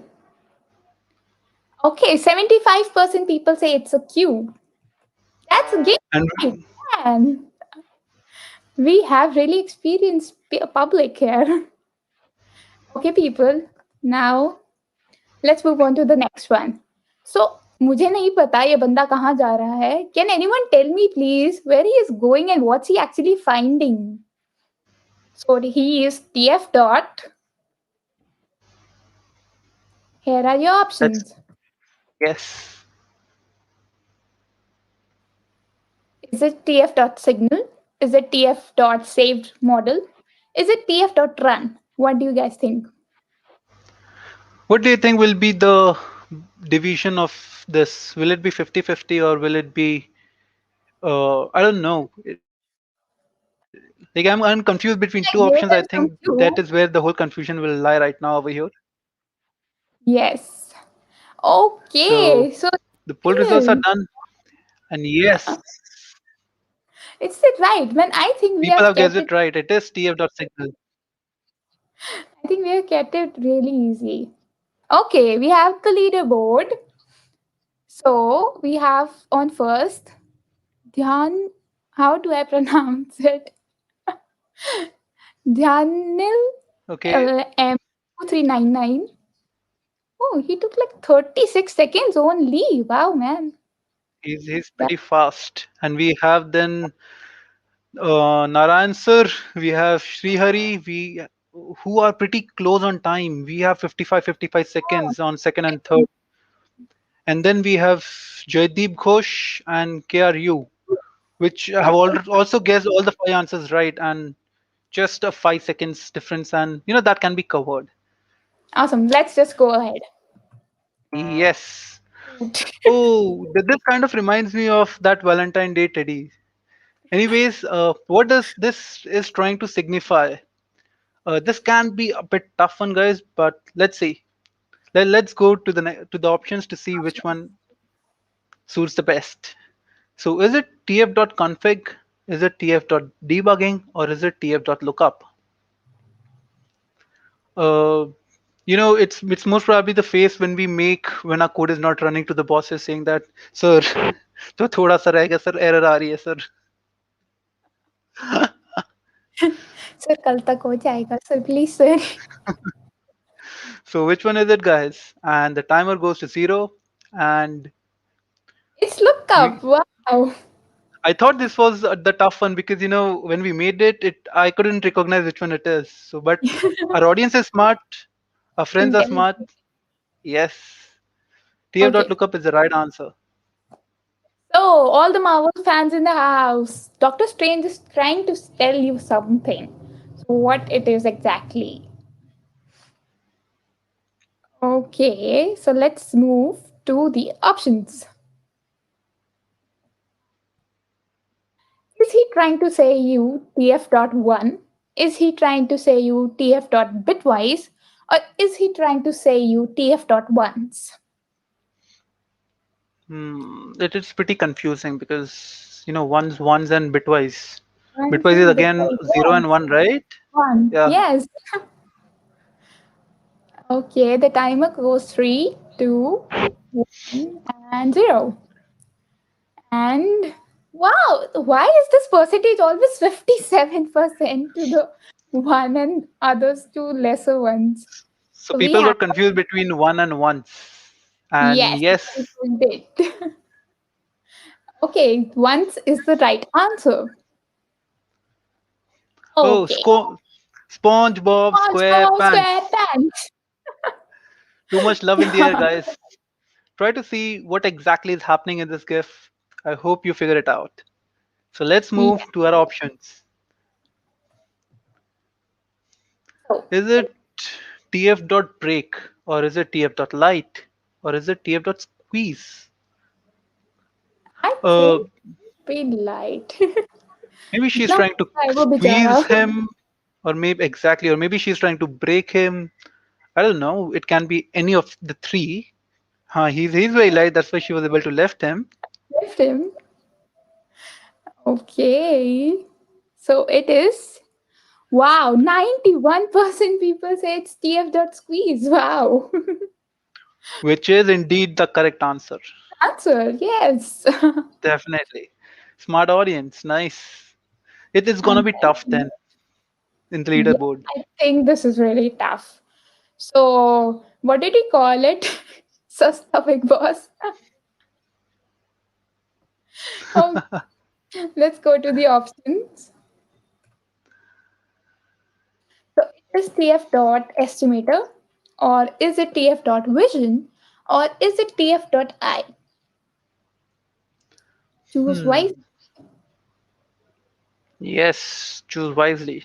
Because try to see what exactly it is trying to say. All these three functionalities exist, but which one is it in the image is the question. And the timer goes to 0. Let's see. Okay, so we have 43% people saying it's vision and 35 people saying people saying it's I. So the correct answer is Correct. I. People TF got dot confused.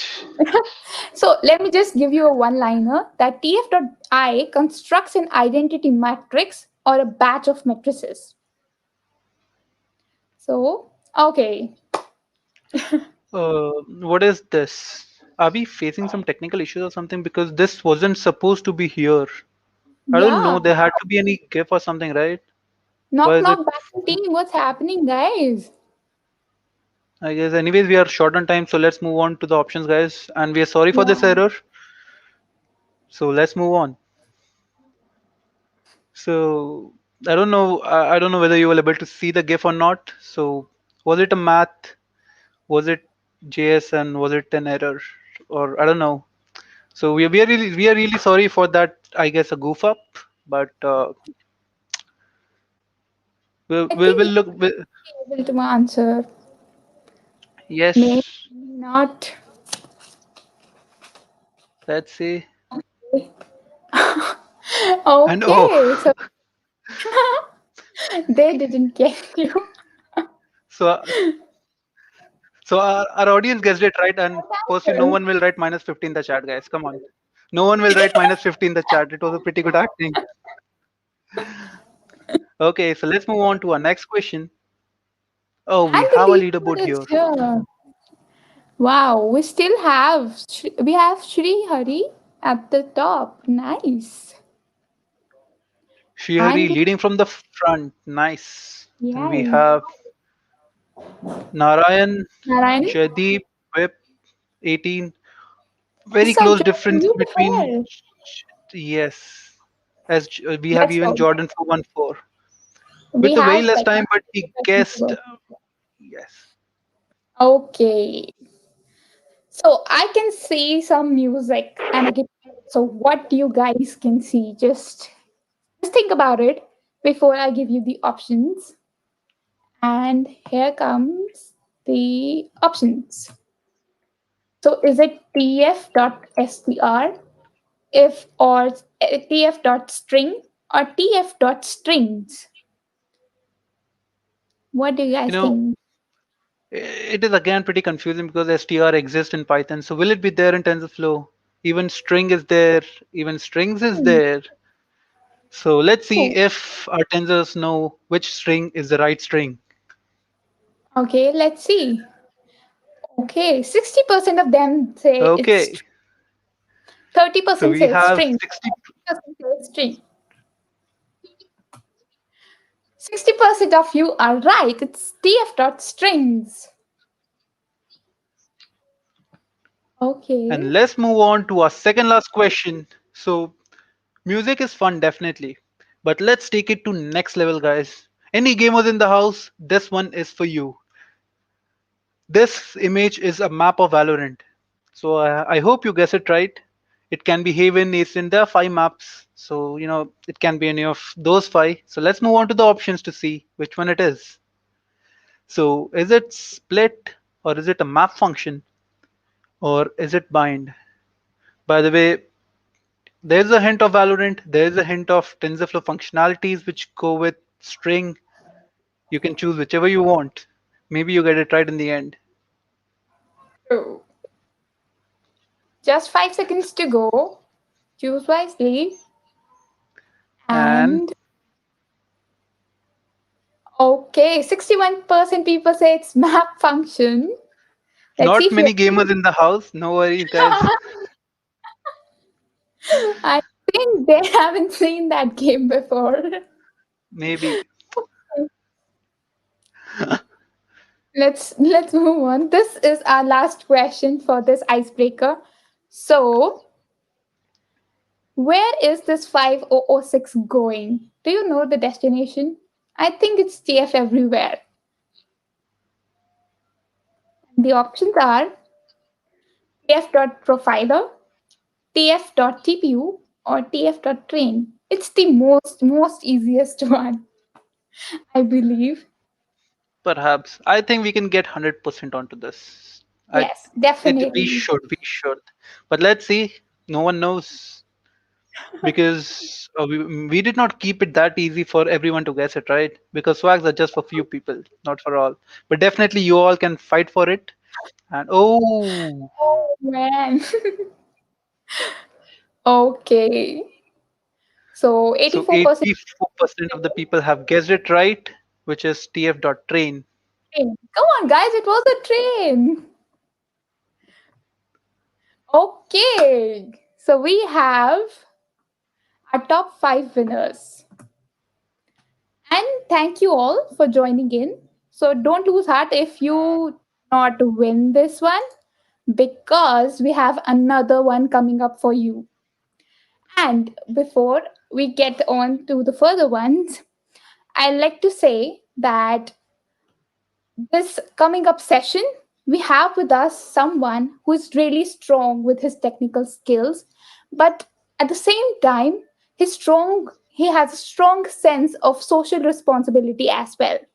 So, as Anita already mentioned about a great achiever called Mr. Akshay Bahadur, we have with him for our next session, who is a senior data scientist at Lowe's and GDML. So he is well known for his contribution towards women welfare in India. And he's trying to tackle all the social issues in India through the technology. He is currently working with Google to make an Indian Sign Language recognition system, as you had a look earlier, which is aimed at running on low resource environments for developing countries. This is not the end. His achievements speak more about him. He was invited by Google to present his research at the Google headquarters in California. He's been awarded the most influential young data scientist for year 2019 by International Society of Data Scientists for his contribution to the field of machine learning. He did not stop there. He had his tutorial accepted in IEEE Winter Conference on Applications of Computer Vision, that is, minimizing CPU utilization for deep networks.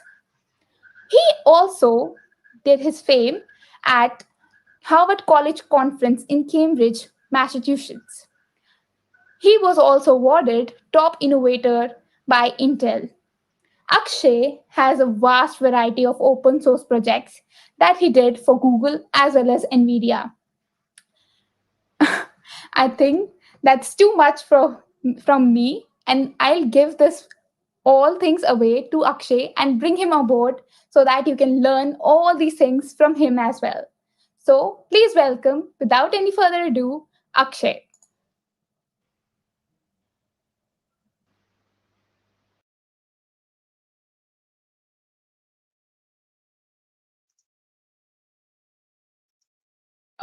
Hey guys, thank you so much for joining. So what I'll do is I'll quickly share my screen, and then once we get that up and running, I'll share the link so that if you have any questions for me, we can take that up later.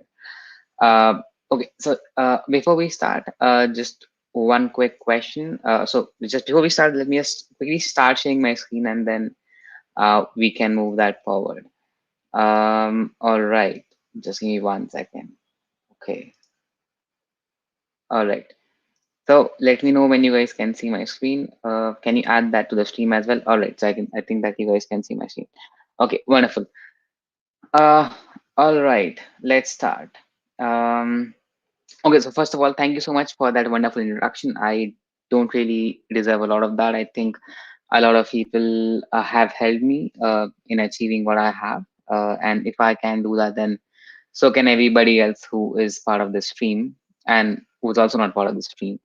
All right. Apart from that, I just want to thank TensorFlow User Group for organizing these sessions, especially because we're doing it virtually. It's difficult to do these sessions virtually, but we are making the most of what we have. So we're excited for that. Okay, so we'll talk about one of the projects that I'm currently working on. It's called as Indian Sign Language Recognition System, or ISLAR. And these are my links. So my name is Akshay Bahadur. You can find me at Akshay Bahadur 3 on Twitter. My personal website is akshaybahadurcom, where you can connect with me, see my work, and you can even give your feedback. All right. So a bit about myself. so I think pretty much is covered by our wonderful organizers, but I'll just go through it very quickly. So working as a senior data scientist at Lowe's. Lowe's is in e-commerce retail, currently working on different e-commerce related problems like ranking and query understanding. I'm also a Google developer expert in machine learning. I received the most influential young data scientist of the year award for 2019. I've been awarded top Intel innovator. I have presented over 50 sessions, keynotes in machine learning in India as well as out of India. Here are some of the snippets from my conferences. I've spoken at a couple of conferences, so I have a decent amount of experience, so I can very well assume and assure you guys that you are in good hands. But feel free to reach out to me if you have any questions. Keep posting them in the chat, and I'll take some of those later. Or if you want to connect to me offline, you can reach out to me on my personal website as well. All right, so before we start, an important link. So if you want to follow along, if you want to get this slides or any other information, you can go to this link. So just go to bit.ly/tf-every, and you will be transported to my GitHub page where you will have you'll get all the information related to this slide, as well as you can open an issue on my GitHub page if you want more details. And of course, I cannot give a lot of details about this project because it is still under development and I have not open sourced it yet, but I'll try to help out as much as I can. All right, so first let's talk about ISLAR. What is exactly this ISLAR and why exactly am I trying to solve it or am I trying to address it? So when you first start, let's talk about the function definition. Like, why exactly is this an important problem? So so this project, it aims to use machine learning to develop and standardize Indian Sign Language recognition system. So these two terms, develop and standardize, are important, and we'll discuss keep coming to these two terms later in the slides as well. So just if you want to have any I mean, if you want to take something from the slide, you just have to learn these two terms of develop and standardize. Now let's look at the problem statement. So what I believe in, for every problem, even if it is a machine learning problem or not, the problem statement has to be well defined, and that is almost 70% of the entire effort. So so what I've realized is these are some of the statistics. So around 40 million people in India have speech and hearing impairment. That is, that if I want to build something, I have to take into account for all these 40 million people. Apart from that, so I currently stay in Mumbai. I used to work in Pune, and then there's around 80 kilometers distance between these two cities, and then there's a noticeable difference in sign language, where sign language becomes sign languages, and this has something to do with standardization. So one of the things that the government is currently working is to standardize sign language throughout India, which is of course difficult. But if we will not solve it today, it's going to become a bigger problem going forward. So let's look at the ideal solution. Why exactly is this an ideal solution? Like, if you want to develop an ideal solution, how should it look like? Okay. So if you want to talk about an ideal solution, there has to be certain key features to it. First, the ISL, or Indian Sign Language, should be standardized like ASL, or American Sign Language. So American Sign Language standardized throughout the US, so that if any person travels from California to New York, the sign language will remain the same. And that is a huge advantage, because I don't need to learn the same sets of languages again and again, right? I can just use standardized form of sign language, and I can use that anywhere. Now, if I have to develop an application using for sign language recognition, I can leverage AI, so that if there are any minute changes in the signs and symbols, I'm able to predict them correctly. Now, the third thing is very specific to India or developing countries, or if it can be specific to any countries. But let's say I don't want to depend on the internet, or I don't want to depend on high performing smartphones, because I assume that I would keep the resource intensity of the whole application to a bare minimum, so that I can scale it to multiple people. And since I'm building it for 14 million people, it is absolutely necessary for me to come up with a solution that can be used by almost everyone. So let's look at the methodology, right? So whenever you try to solve a problem, you cannot solve it at one go like that. You could do it, but that is not the correct approach, I believe. Uh, so let's try to break this problem down into different. Let's try to infer the following categories, right? So if I want to do this, if I want to build an application for sign language, I have to first think about the hand movement. Or let's say when you're talking about sign language, a person communicates via their hand gestures, right? So that's an important aspect. Now the facial expressions also play a very important role, because for some for some gestures, the facial expression plays a really important role. Uh, and then finally, the pose estimation. So how am a hand moving? What is the entire my body language plays a very important role.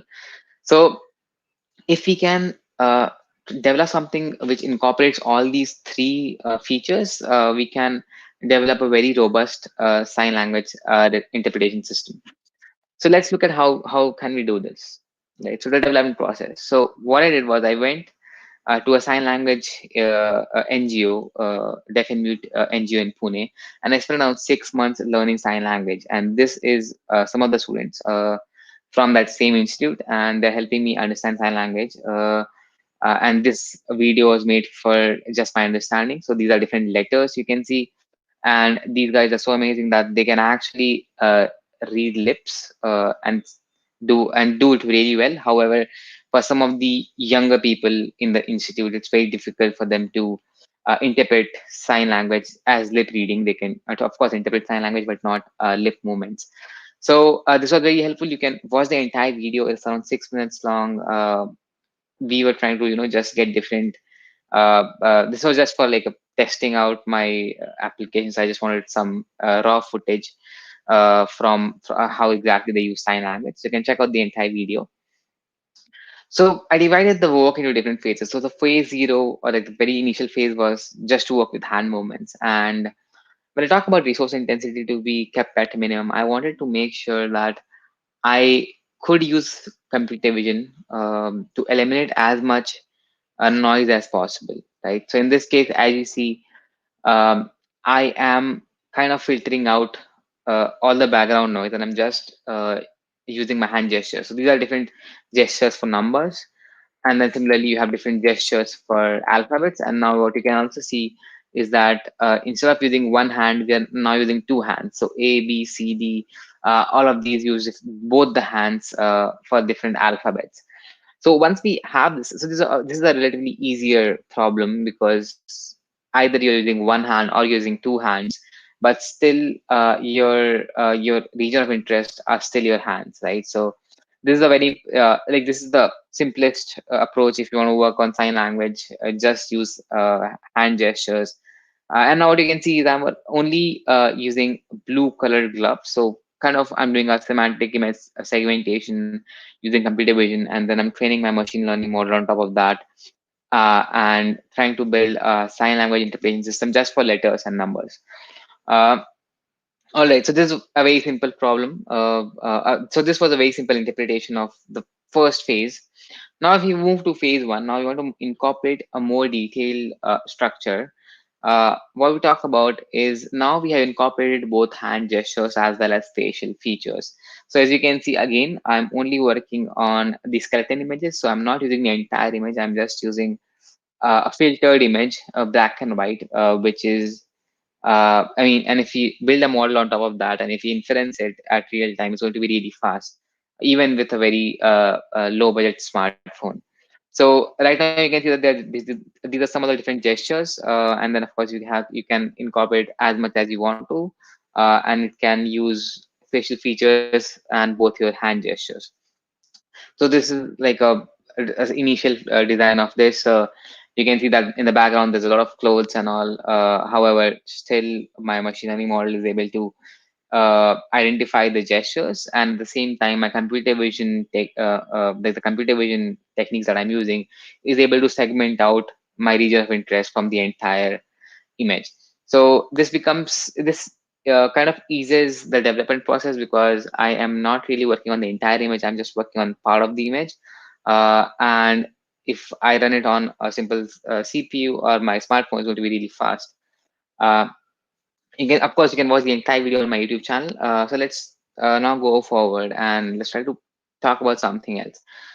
So when I started this project out, I just wanted to do it for myself. I felt that the sign language community in India wasn't underrepresented. But a good thing that happened was if you do good work, people will start supporting you and they will come forward to help you as well. So and then this is kind of like another phase of it, like uh, a minor improvement where I am adding Google text to speech. So based on the gestures, I'm getting voice feedback as well. And then this is interpretation of the entire of a sentence. So let's look at that and let's see how it looks.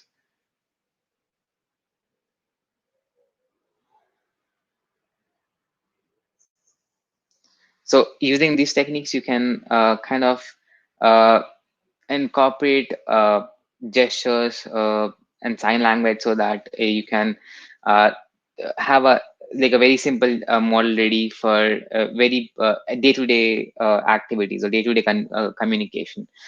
Uh, so what I also wanted to talk about is the fact that if you're doing good work and if you build something that could be used by a lot of people in need, uh, your communities will also help you, right? So I got a chance to go to Google headquarters in California as part of the GD summit, where I got a chance to display my work. So here's a small snippet from it. You want to catch the entire video, you can do that. And this happened in 2019.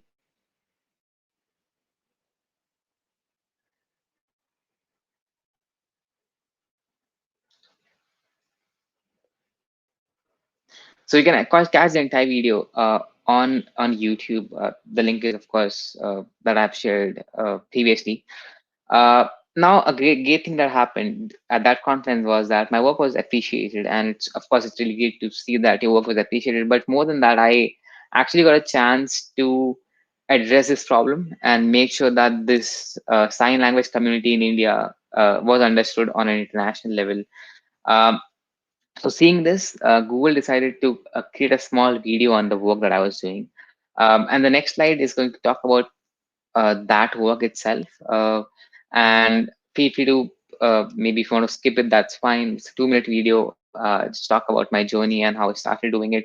Just want to share it with you guys that if you have something in mind, if you have an idea in mind, and if you want to work on it, the best thing that you could do is just start and not worry about the outcome. So let's look at the video and let's see how it goes.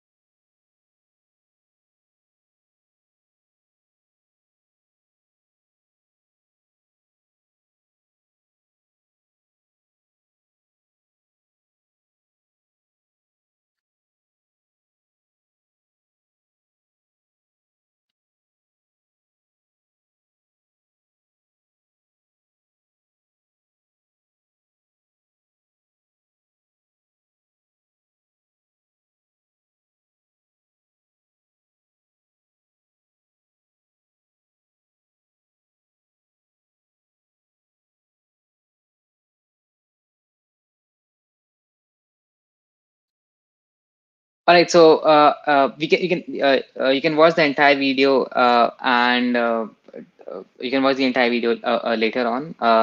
So a couple of the things that I wanted to talk about before we actually finish this is there are certain recent developments that happen in the sign language, and they make me really happy because I feel that now as a nation we are giving much more importance to sign language and the community. So let's try to look at that.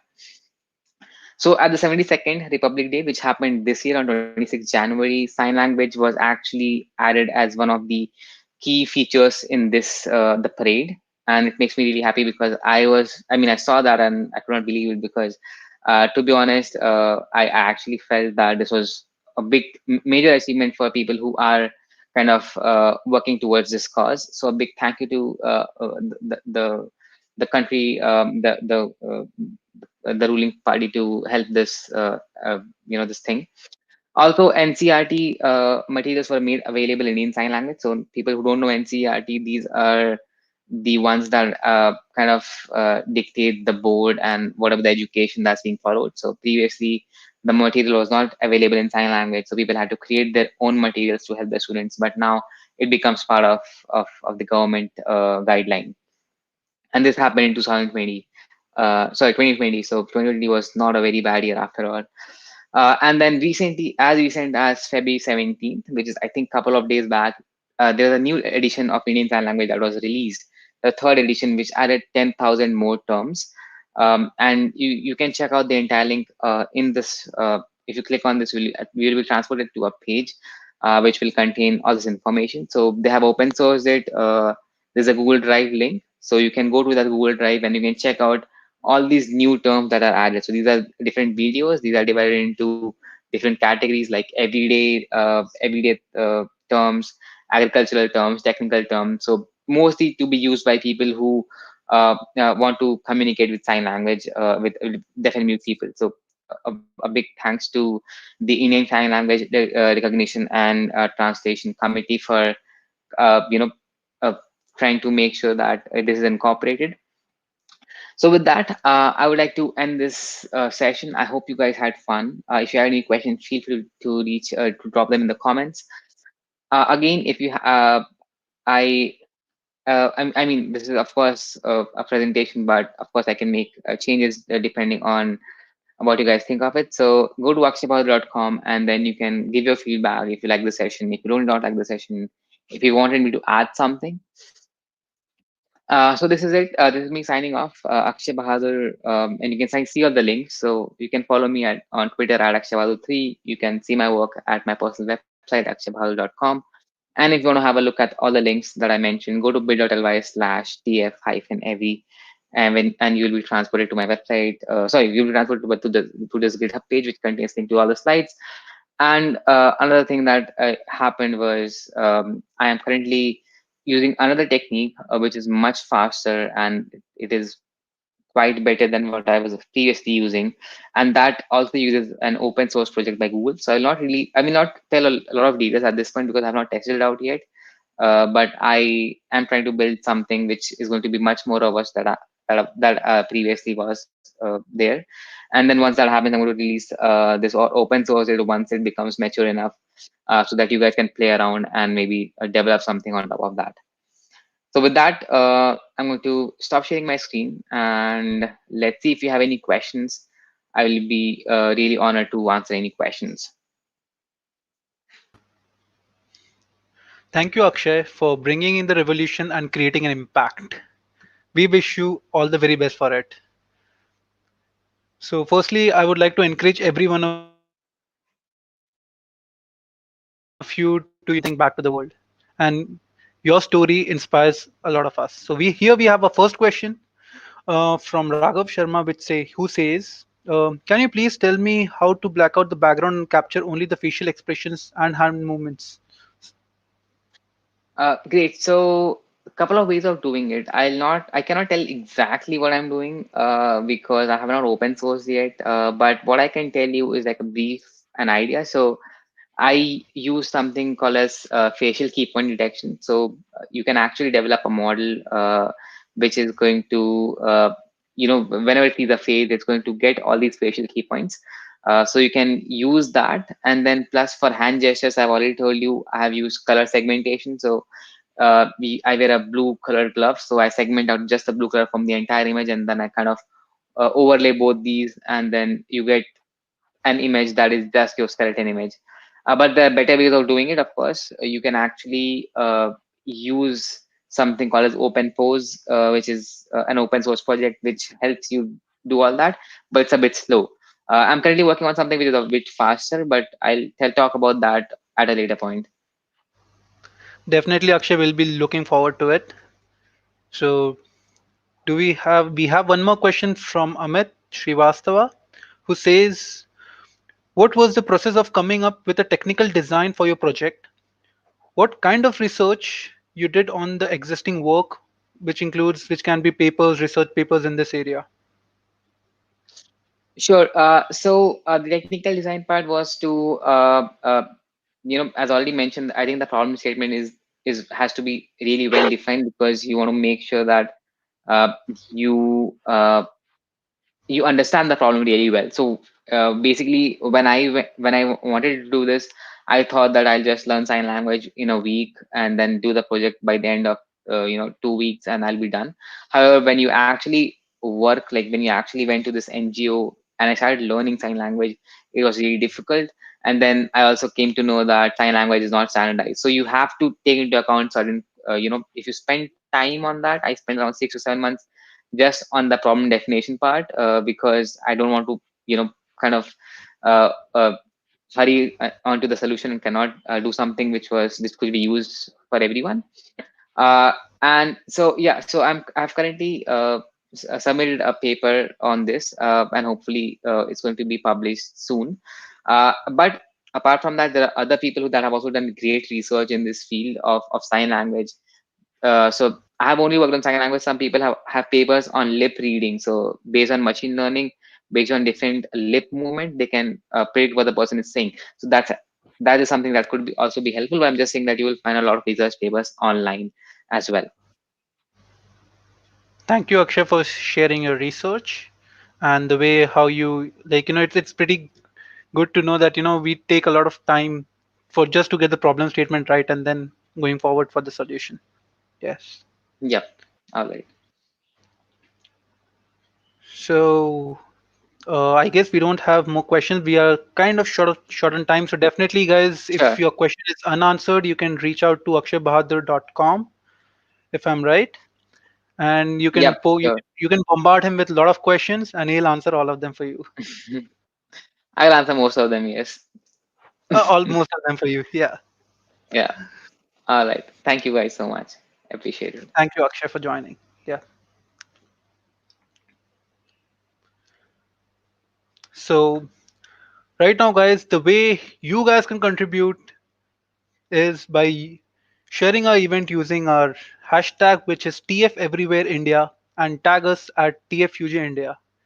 The more you share, the more people will be able to join, and more people will take something good out of it, which in the end will be pretty amazing for us as a community. So the hashtag, which is TF Everywhere India, and tag the username TFUJ India.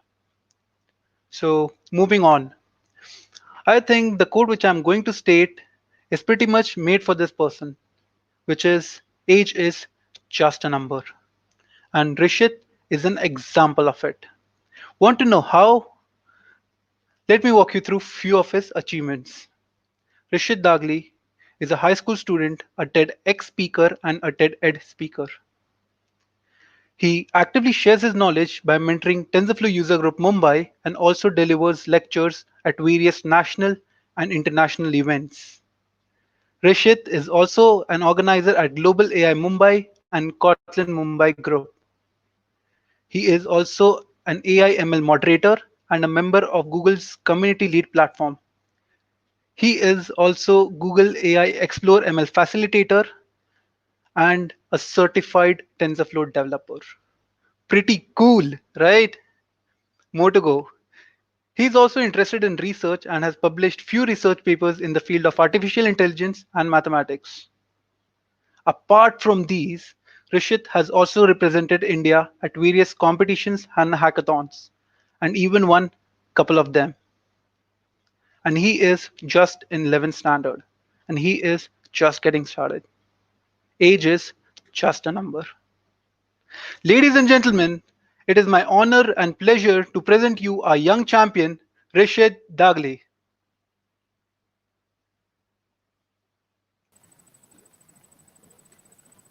Hi, folks. Um, Thanks for the wonderful introduction. It really means a lot. And could you bring up my slides? Yeah. Could you bring up my slide? Oh, now they are.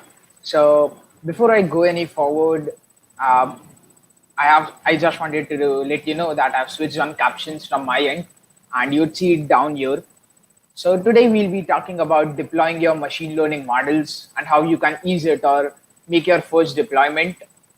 So what after training a simple machine learning model is what we'll be looking at today. And I'll walk you through it.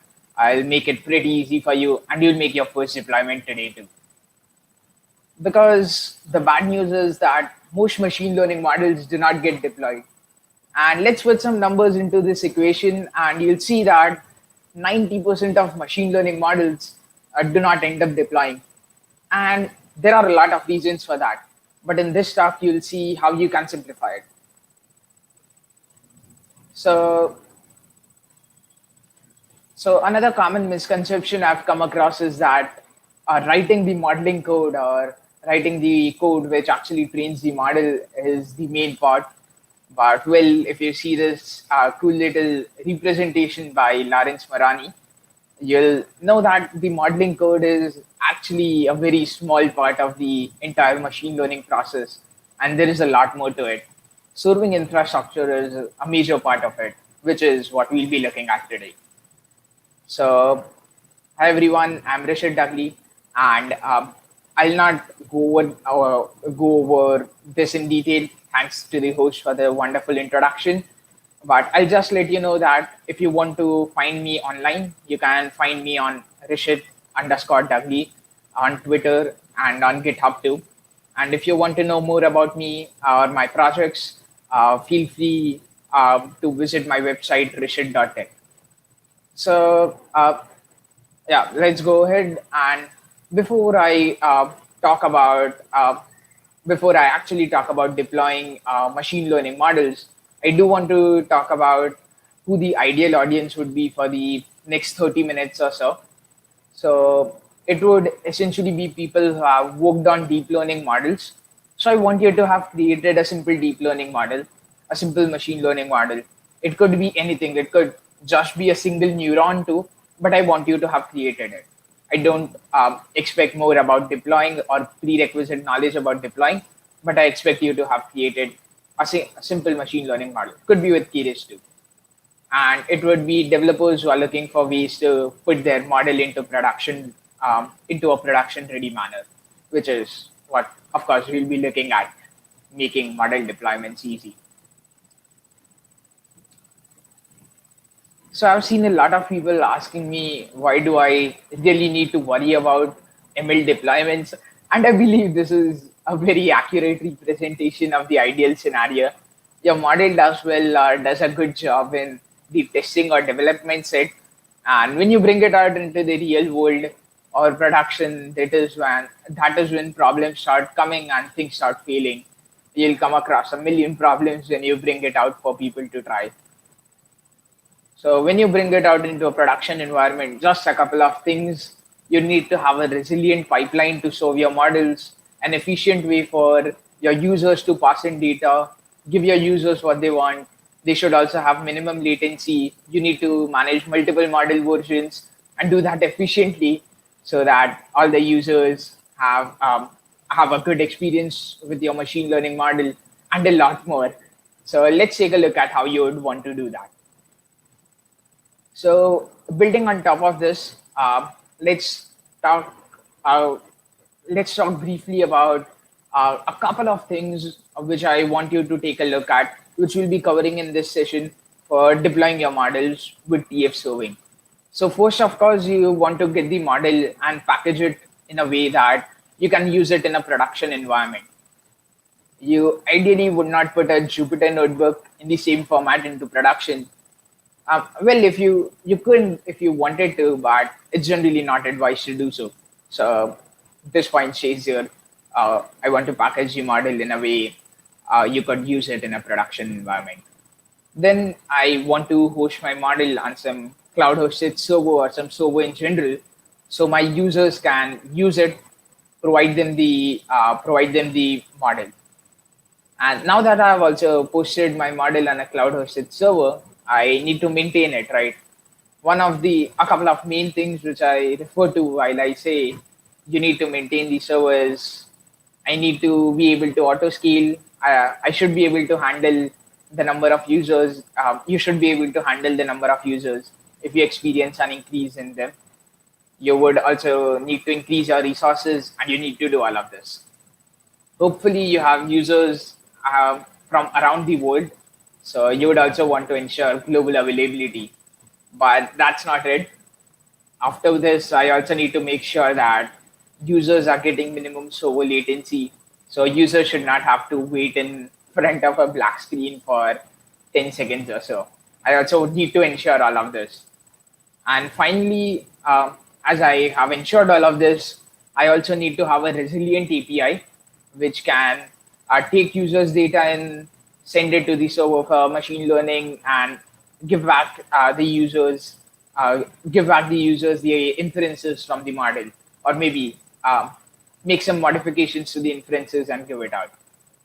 So I also need to provide an API which people could call and get predictions back. So tomorrow, when you make an update to the model, you need to ensure your users get the latest version of your model. And we'll talk about this in great detail in some time. But there was quite a lot of things you need to make sure while deploying your models. And these are not just the only things. There are a lot more too, but these are the ones I wanted to talk about in this talk. So there are quite a lot of things, and you'll see how you can do all of this very easily. But before we even get to TF serving and I walk you through how you can deploy a simple model, I want you to I want you I want to show you an inefficient way to deploy machine learning models, or what I think is an inefficient way to deploy machine learning models. So here is a very simple setup, and no problem if you haven't seen this kind of code earlier, but if you have, this is a simple setup for a Flask API, and I create an endpoint called classify, taking data from some user form, which some user has entered details in, which has a field called feedback. I'll then process the data through some function. I've just added a prototype function over here, pre-process. You work it out that the function actually has all of the pre-processing steps, and then I'll do a model.predict. Whatever I get, I will send it back as a JSON, format. A ton of blogs and a ton of videos point out that this is the way to do model deployments, but it in my opinion is a very inefficient way to do so. And will I say so because if I wanted to, I could simply create a model over here with completely different API structure or completely different API standard. If you see, nothing here follows a standard process and is a bit inconsistent. You need to manage the model versioning all by yourself and maintain a proper versioning process too. And I also want to use mini batching, use my hardware optimally, use my precious hardware optimally, I should say it in that way. And maybe by all of this, you know that it's inefficient for huge models. Okay, so let's take a look at TensorFlow serving now. Having talked about the simple deployments and what I feel lacks in them, or what I feel they are inconsistent in, I want to show you TensorFlow serving and walk you through how you can make your first model deployment today. So a bit about TensorFlow serving. So TensorFlow serving is a part of the TensorFlow extended ecosystem, and TensorFlow extended ecosystem is just a collection of tools which allow you to deploy your models. And here you can see over here, TensorFlow Serving is a part of the TensorFlow extended ecosystem. And it's also used internally at Google for multiple of their products. If you were there in the keynote session of this event, you also heard the speaker talking about how they use TF Serving at the products internally at Google. And yeah, of course, you kind of know this by now. I've been saying it multiple times, but it makes deployment a lot more easier. So you'll see how it makes deployment a lot more easier, and you'll make your first deployment today too. But yeah, for now, take me when I say it makes deployment a lot more efficient and a lot more easier. So let's take a walkthrough through it. And what I'll be doing over here is I'll be walking you through deploying a sample model, and then you could use all of what I talked about to deploy some other kinds of models too. And at the end of this talk, we'll also have a small demo where we try to deploy a model which can classify if a picture is of a trouser or of a skirt. Is it an ankle boot and so on? Fashion images, you could say. We'll try to deploy it at the end of the talk. We'll have a short demo for it too. So stay tuned till the end. Okay, so first off, if you recall what I talked about while deploying models, the first thing over there was packaging the model in a format which I could use while production. So that is what I'll be doing first off. I want to export my model in a format which I can use. So what I'll be doing is I'll be exporting my model in the saved model format. So the TensorFlow 2 saved model format. And there's a little code over here which helps you save the model. You just provided the model object, which could be a Keras one too. And yeah, there's a cool little method for you which allows you to save the model as a TF2 saved model format. So with the saved model, or your graph definitions, underlying graph definitions, are in protocol buffer format. And after I've converted my model to the saved model format, this is essentially what I'll be looking at. This is the directory structure I'll be looking at. Root directory saved model, under which I have the timestamp, so which is the timestamp when I created the saved model, on which I have assets. The assets folder contains auxiliary files, could be your vocabularies, just as an example. And at this stage, I would like to tell you that there can also be another directory. If you have it, then you should not be worrying about it.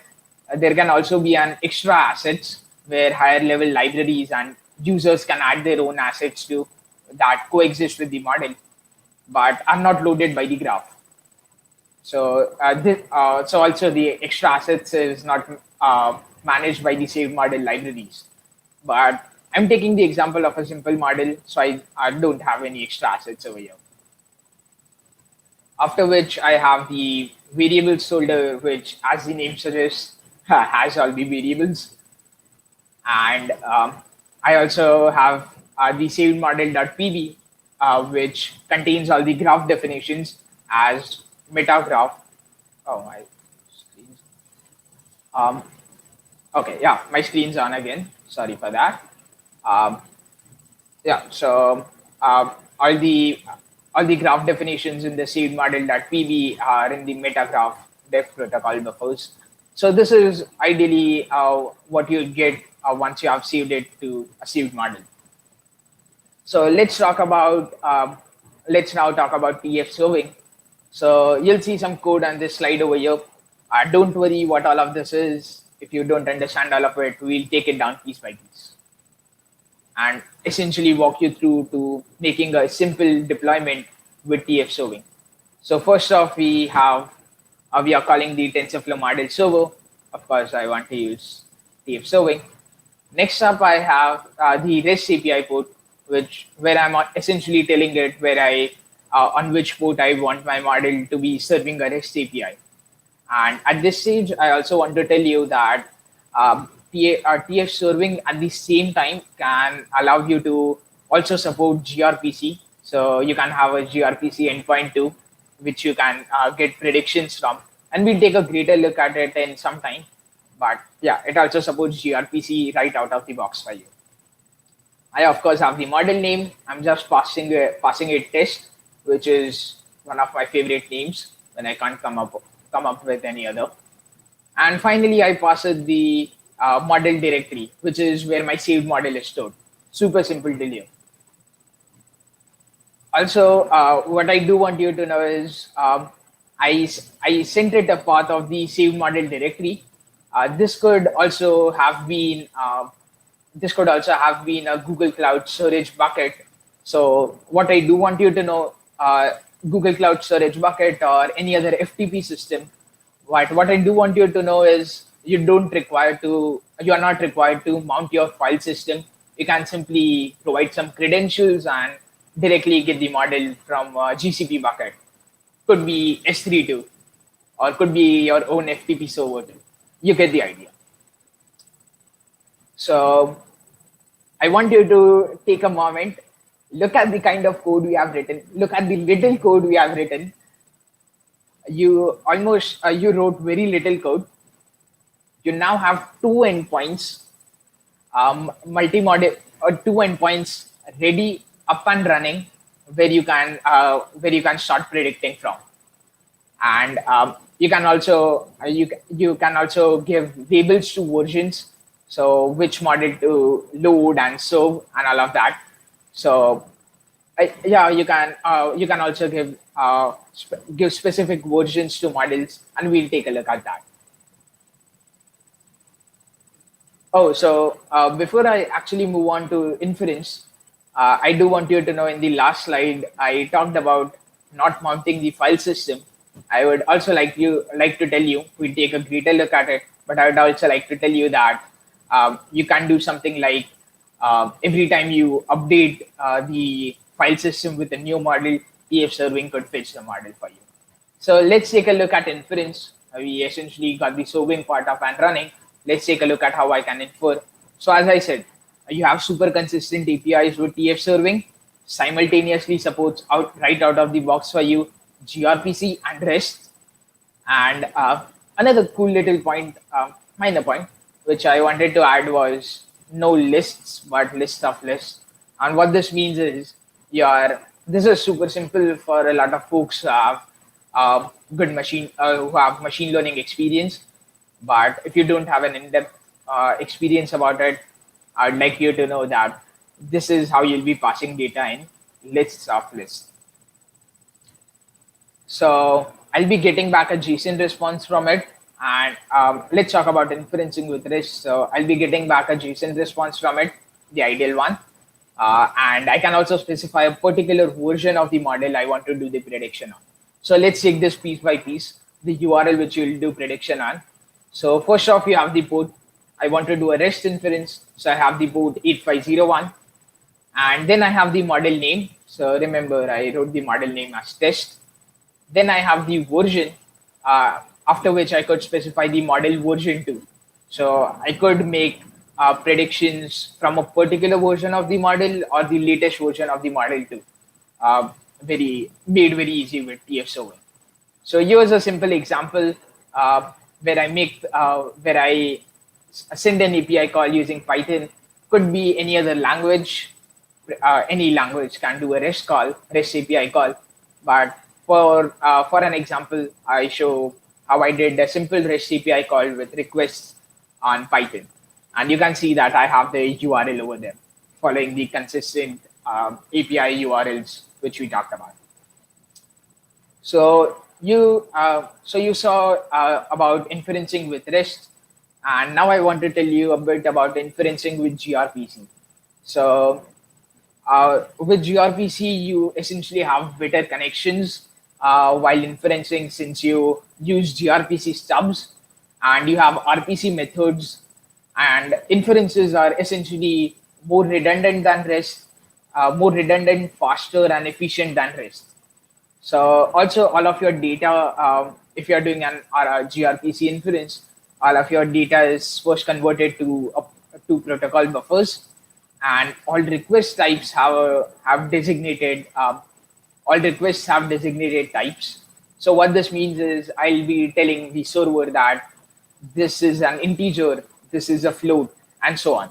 So that is what I mean by designated types. And all your payloads are also converted to base64 for gRPC inference. So you essentially end up having faster, efficient, and more redundant inferences. And if you know about it, you under the hood, gRPC under the hood, uh, this is actually converted to TF example records. So yeah. And I also want to talk about the Meta API with TF serving. So TF serving also provides you a way to know some meta information about the models, which is, believe me, very helpful. So it could be information like which model I'm inferring about, information about the model inputs and outputs. Let's say I took some random model on the internet and I'm trying to serve it. I can easily get the meta information for it, and I have an API to do so. And yeah, it is super helpful for model tracking. Um, so yeah, it's really good to know that you also have an API to get the model meta information. And the API pretty much looks like this. What I do want you to know is slash metadata at the end of it, which tells it that I want to know the metadata. So um, at this stage, you might tell me that I can do all of this with Flask, but I want you to know that it's not as easy as this, not as efficient as this to do this with Flask. And you'd have to essentially write a lot of code with Flask to do all what we talked about. And with that, I also want to talk a bit about batch inferences because, well, I want to use my precious hardware efficiently. So I, of course, need batch inference support. And I believe you could not do this with REST. I believe you could not do this with Flask. You can make maybe you can maybe hand code it yourself, but there'll be a lot of code to write, and might not be that efficient. So yeah, I essentially want to use batch inferences so I can save my costs and compute resources. So the idea behind batch inferences is super simple. I take multiple requests and process all of those requests together. And as you might have guessed, it's super cool for large models. So with TF serving, you have right out of the box support for batch inferences. So you have a lot of highly customizable options. So you could do things like pooling for new models, which is checking a GCP bucket if there are new models, which is what TF serving does. But what you can also customize over here is I can tell it that I want it to poll models every 3 seconds or so, every 5 seconds or so. So I don't incur a huge bill from GCP for reading from my GCP bucket. So so that is one customization. Another which you have over here is how many threads I want to use per TensorFlow session, the number of cores that TF serving would use, and a lot of these. So what you do is you would essentially make a batching parameters.txt file, which we made in the last slide, and simply add it and simply load this configuration file on startup. And of course, you could change these parameters according to your own use case. As I said, it's as I said, it's quite customizable too. So with that, we pretty much come to the end of this talk. And yeah, I said at the start I'd go on. I try to implement all of this in the demos, which is what I'll be doing. But before that, I'd also like to just very briefly mention a couple of things you might be interested to take a look at after this talk. So, so you can take a look at these things. So Kubeflow deployments, which allows you to build and deploy entire machine learning pipelines, have sophisticated A/B testing, a wonderful package which I recommend to use called Istio for wonderful A/B testing and model routing with Kubeflow. So you could take, if you are interested in entire machine learning pipelines, I would recommend you to take a look at Kubeflow. And then you can also take a look at data pre-processing on the server itself. So you have TF Transform for that, which is a wonderful package. And it allows you to convert your pre-processing steps as a graph and connects them to the model itself with TF serving and deploys them as a bundle to prevent misalignment. So you'd essentially offload all of your pre-processing to the server. You can also take a look at AI platform predictions, which is based on top of TF serving. And yeah, since you are talking about deployments, you of course have deploy. You can of course deploy on edge devices and do federated learning on top of it. So if you're just interested in more kinds of deployments, you should definitely take a look at deploying on edge devices. So with that, since you are running a bit late, I'll not go in detail with the demo, but here's the link where you can find a demo, and I'll quickly switch my screens to try and run the demo right in front of you.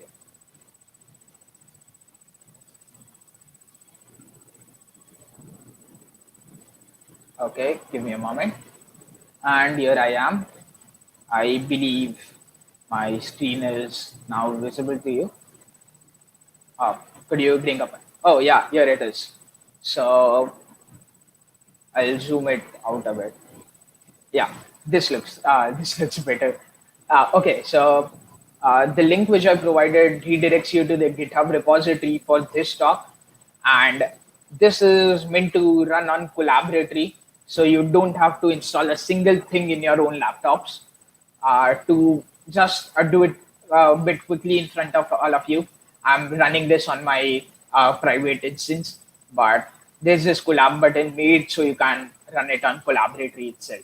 So you wouldn't have to install a single thing. Just click on this button, start running stuff. Okay, so just a couple of imports, nothing new. And this is the data set we are trying to work on, fashion image, a lot of fashion images. And there we have it. So I'm not doing all of the training part over right in front of you because the training part could take quite some time. So I've already done it right before this talk, and I'll walk you through it very quickly. But I'll try to make a prediction from the API right over here. So I'll simply load my data set, nothing new over here. I want to go on the training part. And here I have this simple Keras model, which is a convolution layer and a dense layer. It's just two layers. And I could have done better than this. I know I could have done better than this. But my aim over here is to show a TF serving and not show model training. So that is why I have just two layers, just three layers over here. So you can run it pretty quickly. I'll run it for 5 epochs. As I said, my aim is to show survey. And remember the small little piece of code which allows you to save your model. That is exactly what I'm doing over here, saving it as a TF 2.0 saved model. And I see that my assets are written. Then I have a cool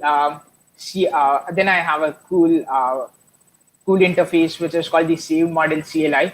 I'll not go into this, but because I trained this model myself, I know ins and outs of the model I just trained.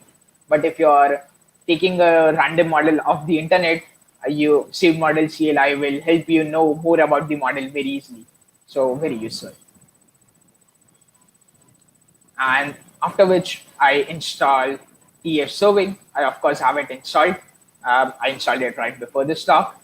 This works on Collab too. And I have now started running my TensorFlow model server. And now I'll try to make a request to TF serving. So first, let's take a look at an example image. So I have an example image over here, which is a shirt. And this is essentially how images from a test data set look like. I'm taking a test image. Yeah, my model hasn't seen it earlier. And let's get some of these test images into in the JSON format, so we can then send it to our API to make predictions. So now I'll send it to my model API to make predictions. I'm running it on port 8501, and here is my model name, fashion model, as the name suggests. And let's take a look at a single prediction. And one of those was an ankle boot, which looked like this, which is an ankle boot, and my model did it correctly with the API. So yeah, that is about it. And I can also use a particular version, like I mentioned, I want to use a particular version of the model. Here I only have one version, but you have this number over here, right? Feel free to change it. I have just one version, so I'll mention it. And now let's take a look at three images. So I'll just do this three. I had the ankle boot classified correctly, a pullover classified correctly. This is a pullover, and a trouser classified correctly. So that was all about the demo, and yeah, that was pretty much all about the demo. And that's about the talk.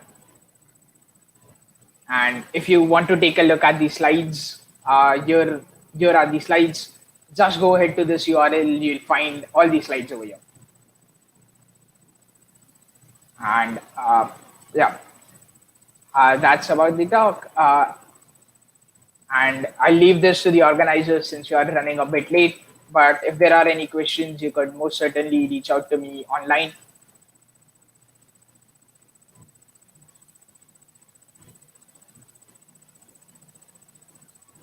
Yes. Thank you, Rishit, for that session. Developing a model is one thing and making it usable and available to all is another big task. And your talk just showed us how easy and seamless it is to deploy our models using TF serving. So guys, we are open for questions for Rishit. So, yep. Soma Korada has asked, does it include ML ops like feedback pipeline of retraining when we see that the real time accuracy is dropping below the threshold which we could set?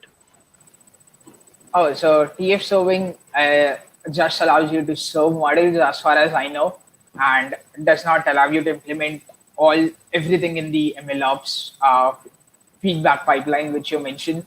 You could take a look at some of the other end-to-end pipeline building tools, like one I mentioned, which was called Kubeflow.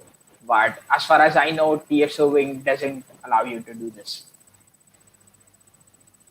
Okay, I hope Soma you got your answer that TF serving is not right now allowing you to do it, maybe in the future.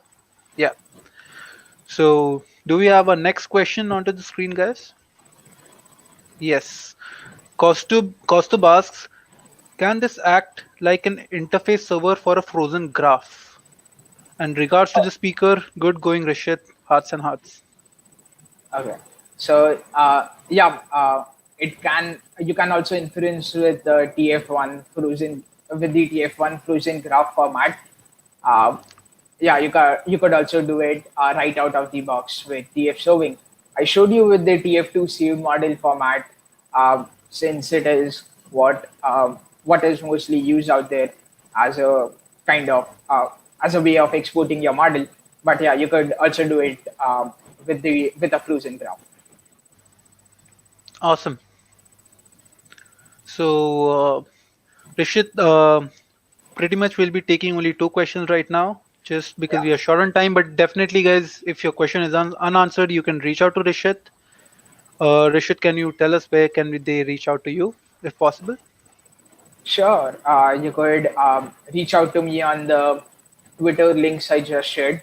So just go at the rate Rishit underscore Dudley on Twitter, and I'll love to take any more questions you have. Or if you run into any more problems while doing this for your own model, feel free to reach out to me. Awesome. Thank you. Bye. Thank, thank you, Rishit, for joining in. Yep. So, guys, it is that time now where we throw you some questions and you get some goodies again. So while Ashi is online, in the meantime, can I get orange hearts in the chat, guys? So that'll be pretty amazing. And please use our hashtag, which is hashtag TF Everywhere India, and please tag us at TFUJ India. We got a lot of goodies waiting in for you. So Okay. Ashi is here. So Ashu, can you please share your screen so that we can get started on our next icebreaker session, which is pretty amazing, which is pretty unique, and you guys will be having a lot of fun now. Yes, it's called Jumble Mumble. So let's get started, guys. So instructions are pretty same like before ones, and we'll be using Slido platform. These are again multiple choice questions, and you'll get 25 seconds to choose the correct option and be quick in that. Apart from that, you need to use your Gmail ID so that we can reach out to you just in case, or we hope that you win some goodies. So use your Gmail ID. Say if you have tfeverywhereindia@gmail.com, just write in TF Everywhere India. We'll give you a QR code to scan, or you can use slido.in and we'll give you a hashtag to enter into the quiz. Again, Yes. make that you see both the slides, both the screens, so you get the image as well as the options as well. So be fast, guys, and let's go. Here is the QR code, or you can join. Ashi, are you sharing the screen? Because, yep, Yes. awesome. Okay. So, guys, you can see the QR code, which is TF2, hashtag TF2. And don't forget, the questions will be here, and the option you need to give your options, you need to give your answers at slido.com. And don't forget, the username has to be your Gmail email address, part except from the @Gmail part. Okay. So, I see people joining in. We have 32 people. Come on, guys, let's do it fast. We just got 15 minutes till 9. Come on, we gotta do it. Yeah, we got 63% of beginners, 30%, 31% of intermediates, 5% of expert. That is really good. Okay, 89. that's good. 9. Like we have got a very varied audience, saying that we have a lot of Yes. beginners, few of intermediates, few of experts, which is pretty amazing. And this is the thing about this session, targeting each sector at Yes. once and kind of targeting Yeah. everyone. I'm kind of amazed to see that so many beginners are really into learning all these things. And take example for Rishit, and he's just in 11th standard, and he's doing such wonderful job, and he inspires so many, and he inspires even me too. So that's totally amazing that how we can touch the lives of different people through our communities. Definitely. So we have hit 120. I guess we are pretty much good to start our session. So without Okay. yes, our links are up. You can use the links, which are even, I guess, spammed by our moderators into the chat, or you can use hashtag TF2 at slido.com. So let's get it started. Started. Okay, here Yes. comes the question. Okay. So कौन है ये and कहाँ से आते हैं हम? It's the very easiest one. So everyone should get it right. We want like 100% right on this one, guys. So you have the image, and now we're turning to the options. Here they are. So, so guys, for this, even you need to look at the images and even at the text below it. It is unscrambled, so make sure you read all of them, or it's at least have a count of number of letters so that you can Yes, it's very important in this jumble or is it TensorFlow take Everywhere? here. Yeah. So Yes. the time is up. So it's 2, 1, and 0. Come on, man. 96% people got the Okay, tensor. pretty much. Oh, we have got. We wanted that No worries, guys. 100%. Pretty much 4%. Yes. We will have that one question where we are expecting 100%. So definitely, I think we all will get that right. Let's So go let's to the move on to next the one.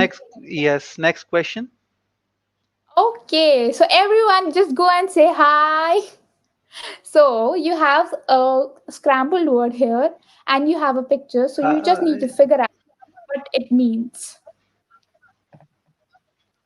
So try and unscramble it, It more and here are likely your. looks like the go. Yes, Okay. it more So likely look like a Wally's girlfriend. Can be yes, can I do. So it's saying hi. It might be a messenger. It might be an agent bot. It might be a chat bot. Think about it, guys. And the timer goes now. So well done. 92% people say it's a chatbot, and I think that you guys are absolutely right. That's good job. absolutely correct. Okay. Oh man, this is So an let's move on alien. to our next question. It more likely, yes, it is an alien, and it looks more likely to me as a character of, the Marvel series, perhaps the agency. It Oh, pronounces like Ketratigi. Wow. Okay. So someone from I the hope you parallel guys know universe. the symbol. So let's move on to our options. Yes, someone from a parallel universe. Is it Octa Green? Is it Git Kraken? Oh, we have Hail Hydra here. It says don't click me. Let me see how many of the people will click it. So it is pretty We have amazing. 10 minutes to Like, go. having one. Yes, we have 5 seconds to go. It goes to five, four, three. Lock in your Three. answers, guys. Two and zero. Okay. Oh, Oh, 4%. we don't worry, guys. You may have got the answer wrong, but you got my respect. Hail Hydra. Anyways, Git Kraken is the correct answer for the people who don't know about it. It is a Git GUI which streamlines and eases Git. So this is another alien. He is a friend of ours from a parallel universe. So what do you guys think? What it is, and what's the scrambled word meaning? Hint rolling out. Yes, they Shubham's already favorite character. they already nailed an NLP domain. Now they're moving to the vision domain. So something related to machine learning. Let's see. So is it Transformers? Is it a transformer? Or is it Optimus Prime? You I can get hope you did. Yes, I hope you did the counting right. Perhaps maybe an S could cost you that goodie. true. And we'll have that leaderboard coming up really soon. Yes. So, 72% uh, it's a Transformers. Let's see. Okay, and most 72% of people. you got it right, which is Great pretty job, guys. amazing, guys. Okay, here is our leaderboard for first four questions, and we are going forward.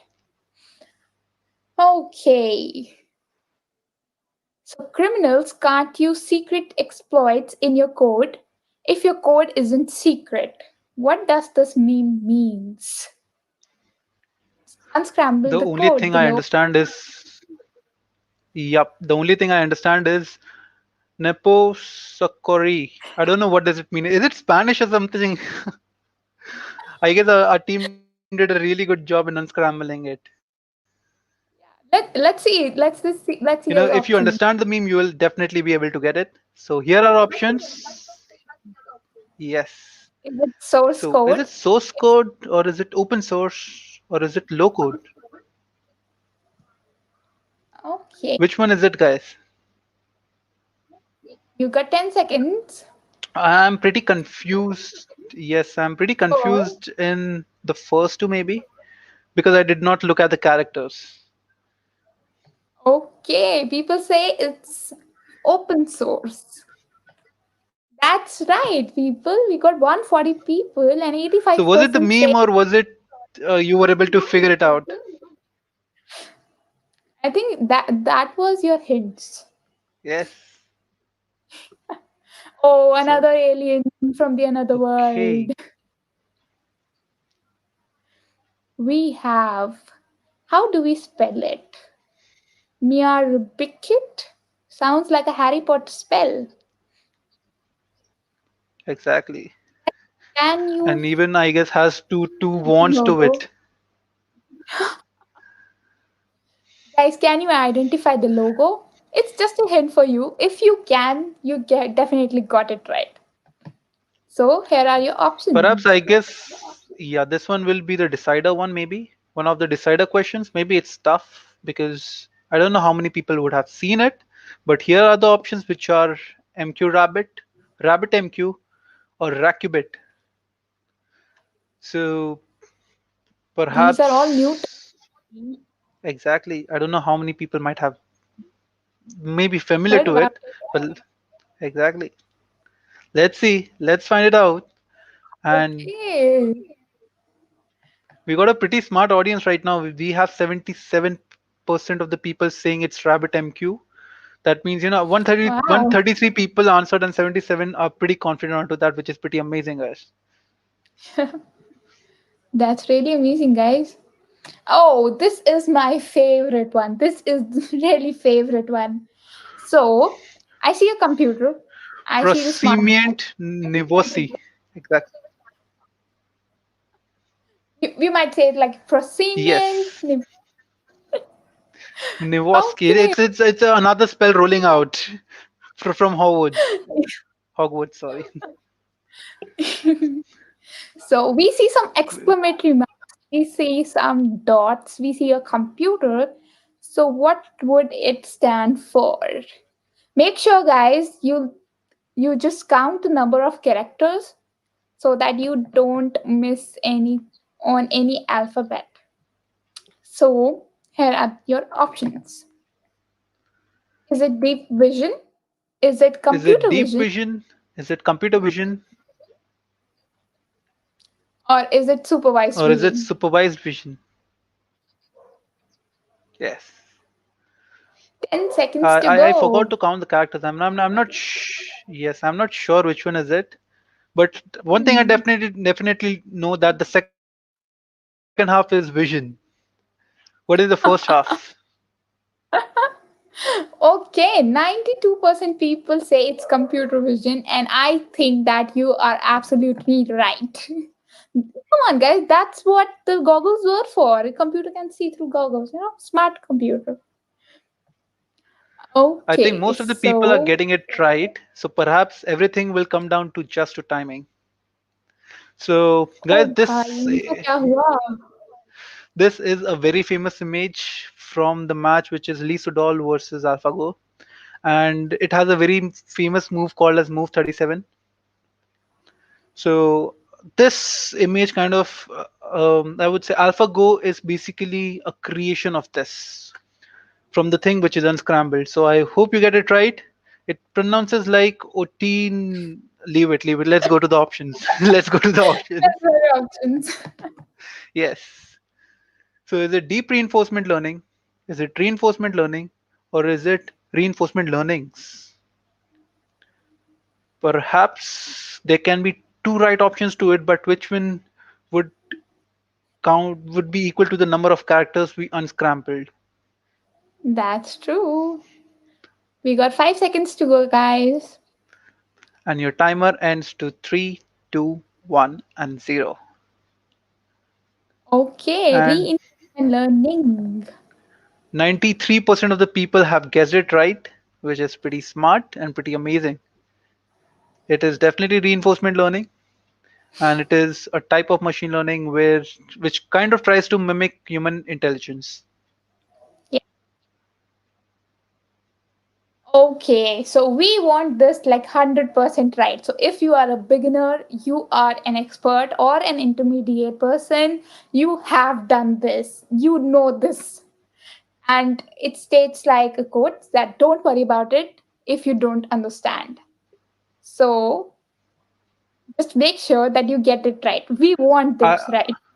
I have seen that person beside the code. I've seen him somewhere pretty much even every machine learning guy who has started ML at some point of the other might have seen him as well. That's So true.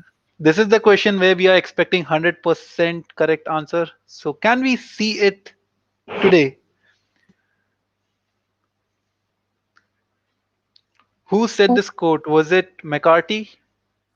Was it Elon Musk? Or was it Andrew Ng? come on, guys, come on. This gotta be 100% right. Come on. Definitely. This quote is so famous that whosoever starts machine learning definitely goes through it not once but most of the times, and it kind of is very encouraging to all the Yeah. beginners. Oh man, come on. It's No still worries, not. we still got 96%, which is our highest and which is pretty amazing to see that. Yes. The rest 1 and 2% people. I'm gonna tell you that it's Andrew Ng. Yes. Okay, this is our last question for this icebreaker challenge. And what do you think this represents? I guess this is a vertical, or I would say a new thing which is added in TensorFlow. I don't know what it stands for. I guess that is your job to guess, but it is something. It is the future, I would say. Yeah. And it's in talks right now. So I've been Yes. comments and I see this flooding. So yes, you might get it right. And the options are: is it TensorFlow Quantum? Is it TensorFlow JavaScript? Or is it TensorFlow Eclipse? So I think maximum of you must know TensorFlow JavaScript, but TensorFlow Quantum and TensorFlow Eclipse are really new things to add on.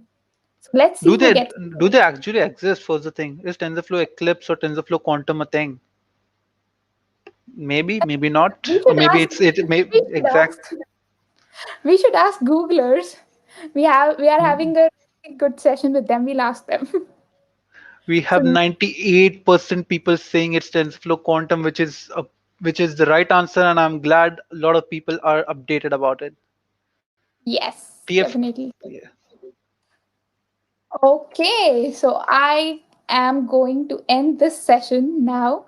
So, because we are running a bit late on time and we have an amazing lineup of session by someone who is joining us from all the way from TensorFlow team at Google, and all the winners who have participated and have won. Congratulations to you. You made it through Jumble Mumble, and I hope you guys are enjoying because we are. And if you're enjoying, so please feel free to share about this, share your certificates because you're gonna get them very soon. But share your screens to the world, share your experiences to the world through hashtag TensorFlow Everywhere and tag us at TFUG India. Let me just start the introduction for our next session by a quote by Mahatma Gandhi. He said that live as if you were to die tomorrow. Learn as if you were to live forever. So keep learning, keep growing. And coming from direct TensorFlow team at Google, we have with us Mr. Rohan Jain, who is a TensorFlow tech lead at TensorFlow Foundations team. And I know that it's really exciting to know about that what goes behind working on this big platform called TensorFlow and what all excitement goes behind it. And I'm sure that you guys are really excited to know about it. But before we get to that, let me just tell you a bit more about Rohan. So he's been with the TensorFlow team contributing to the core product for past 4 years. He's been a part of TensorFlow Graph team in search. He's done a multiple efforts in building data infrastructure and ETL solutions. And the cherry on the cake is that he's done his master's in computer science engineering from Stanford University with specialization in machine learning. So, all you guys who are thinking about going for masters and doing a specialization in AI or any related field, make sure you turn up your speakers. Also, we are going to have a really amazing session with the Googlers Rohan and Anitha after the session. So keep your questions coming in the chat window and we'll get to you really soon. So before any further ado, let's get started with the session by Mr. Rohan Jain.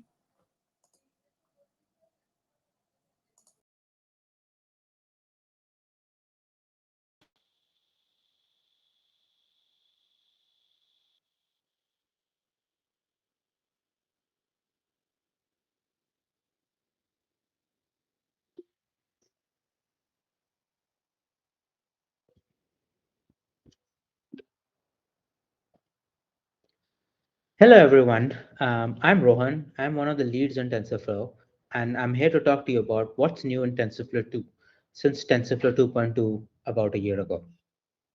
So, um, my talk is kind of structured in two areas. Um, I want to start with talking about the improvements you made to help you build models easier and better with Keras processing layers and TF NumPy and others. And then I want to talk about improvements we made to uh, have better performance and tooling to debug performance. And finally, we have a little bonus for you as well. So let's start with Keras preprocessing layers. Keras preprocessing layers is a solution to allowing you to directly pass raw images, text, and other structured data into your Keras models. So, for example, if you're building a text model, you can now directly pass in sentences to your model rather than having to convert them into float vectors outside of the model before you could send them in. So this is not only improves like usability for Keras, but it also ensures that there is no skew between training and inference, because if you do this pre-processing slightly different when you train versus on deployment, then you can get into some problems and your performance is going to be and accuracy could suffer. To take an example, let's start with the text vectorization layer. This layer helps you standardize or canonicalize, tokenize, and then vectorize pieces of text for your model. And so there are defaults for each one of those, but you can then customize them through various arguments. So you start with making one of these layers, then you can adapt them to your training data. And then finally, you can just use this as part of your sequential model as like the first layer input. And now what this allows you to do is that I can now do model.fit with passing in sentences as input. Or I can save this model to disk and then load this in my inference server and then pass sentences to it to do predictions. So to learn more, we have tutorials for various kinds of inputs that you can deal with Keras processing layers. And then we also have a guide. The next thing I want to talk about is TF NumPy.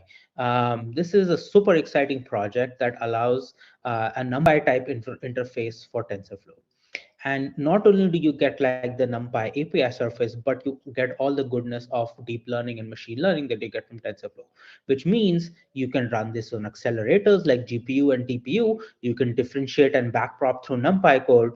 And then you can use all of the TensorFlow ecosystem APIs like TF data, Keras, TF distribution, etc. Um, so this is sort of like the goodness of NumPy with the awesome power that TensorFlow gives you. So to jump into like an example on how you can use this, you just import TensorFlow experimental NumPy as TNP, and this is like any like import NumPy as NP, and then you do your computation, and then everything else is like a NumPy type API. So you can create like a 100 by 100 random tensor, clip it to -222. And if you are running this on a machine that has a GPU attached to it, if you print out what device this thing is on, you'll see that it's on the GPU. So you can derive the benefit of acceleration that TensorFlow provides. Another really cool thing about this is you can pass these arrays into any library that accepts NumPy inputs. So something like matplotlib. And so you can plot a histogram of this thing using the hist API. This is because we implement the array interface well. Now, this is really cool and interesting part. What's the speed? What's the performance? So for that, we have a benchmark, which is up on our website as well. And here you can kind of see that like compared to NumPy, TF NumPy on GPU and even CPU does really well when you get to large sizes. So on the x-axis, you see like as we increase the size of the tensor, and on the y-axis, you can see the amount of time it takes to do a sigmoid computation. At the lower end of the spectrum, NumPy does slightly better because its dispatch overhead is low, but we can cover that up using TF function. But as we go larger in size, you see it's almost a flat line for TF NumPy and GPU. And along with this goodness of performance, you also get everything else you get from the TensorFlow ecosystem. So you can create data sets out of this. You can backprop and differentiate through it. You can do TF function and other things. I don't have those examples here, but basically anything you could do with regular TensorFlow APIs, you could do it with TF NumPy. To learn more, you can go to the guide, and that has a lot of interesting examples and things you can start playing around with. I think this is a fascinatingly interesting project. The next is a TensorFlow recommenders, which is a new package and library that we have, which allows you to build recommender systems with TensorFlow. The traditional sort of recommendation systems, involve matrix factorization, which has limitations when it comes to like the context, user context and item context modeling. And in the last few years, we've seen that using deep learning models provides a significant benefit in building these systems. And so the TensorFlow recommenders library is geared towards allowing you to build these models easily. One classic example is this two tower example. So suppose you have, you're building like a movie recommendation system. So you can have a query. You have two towers, one for queries, which is like your items or movies, for example, and then you kind of build up an embedding layer for it. And then you have candidates, which are your users, and then you build up another embedding for it. And then the score for like a movie and a candidate is just a dot product. And you can build these kind of things very easily using the TensorFlow recommenders package. I encourage you to go check out the website. They have a lot of interesting guides and tutorials, and you can learn how to build great recommendation systems using TensorFlow in minutes. Now we come to like the performance track. So I want to start with improvements we made for TF data to get better performance. So the fundamental problem that the solutions in TF data are addressing is that like accelerator performance is really getting better and better year after year, but the CPU performance is not. We've kind of hit the limit of where Moore's law goes. So increasingly, when you're looking at the performance of your training pipeline, it's not that whether your GPU computation is fast enough or not. In some cases, that is the case actually. But increasingly, it's becoming the case that how fast you can do your input pre-processing to feed it to the accelerator. And that is becoming the bottleneck. And this is something that TF Data is trying to address. And we have a couple of solutions that we launched in 2.3 to help solve this problem. So one is TF Data Snapshot, which is built on the idea that if you're doing some data pre-processing multiple times, why don't you just do it once and save it somewhere so that you don't have to do it again? That's Snapshot. The other is, sometimes that doesn't work out. Like maybe you're doing some random things. You don't want to save it away and kind of do and reuse it again and again, and you want to do something random again and again. So for that, there's TF Data Service, which allows you to run your data pre-processing on a cluster. So even if you have like a little cloud TPU cluster, you can feed that through like a host of CPUs using the data service. So these things have really helped with this in host bottleneck problem that I described before. The next thing is improvements to the TensorFlow profiler, that we've launched a bunch of improvements that help you debug and understand the performance of your pipeline. So one of the first things is input pipeline performance. So now when you see the performance summary, we can tell you how much time you spent waiting for input, and if that's too large, then we have recommendations on how to improve that. So maybe you need to use snapshot or the service to improve the pipeline performance. Another problem area for people has been, they run into out of memory when they're building their models. And so we have now a memory profile tool which gives you a timeline view of how much memory was used in each op. And this even tells you how much of that memory usage comes from fragmentation, because a lot of times when you run out of memory, you don't know whether, hey, your tensors were too large, maybe you need to reduce your batch size, or was it just the memory got fragmented too much, and then there are other ways of fixing that problem. So this can give you visibility into that as well. Another area uh, we wanted to show the performance for was on the Python side, especially with the rise of eager and more dynamic programs. People are spending more and more time in Python, and it's very critical to understand uh, what is the performance of your model in the Python side of things as well. And so now we have a Python tracer that gives you visibility into what Python methods, how much time you're spending in, and then you can kind of understand how things are going. So this and like a ton of other improvements we made to the profiler to help you make your life easy to understand how well your model is doing, and you can check this out at the profiler guide on the website. So as promised, to summarize, we have Keras process. We have a few improvements to helping you build models easier. Keras processing layers, experimental NumPy, and the recommenders library. And then we have a few things that help you with performance. So there is service and snapshot for TF data. And then there are improvements to the TensorFlow profiler that help you understand your model performance.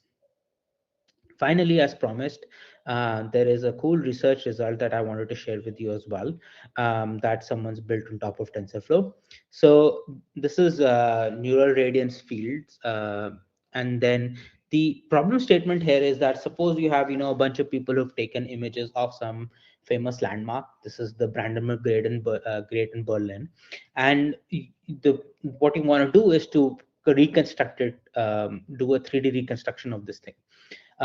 Your images could be anything, they could be from different lighting conditions, they could be different people in it, they could be different time points, nothing. And then you can stitch them all together into a fantastic thing. So this is like kind of the output, and then it can kind of vary. You can vary seasons, you can vary time frames and all of that, and this is like really, really cool to look at. um, uh, you can learn more at their website, and they have a paper out as well, and then there's even a cool YouTube video too. So that's all I had. Thank you very much. Thanks for being part of the TensorFlow community. We really appreciate all the participation and the feedback and helping us grow this. You can learn more on our website. There are tutorials and guides. Please participate, tell us how we're doing, tell us what things you would like. We're always open and looking forward to feedback. Thank you very much. Yeah, thanks. Bye-bye.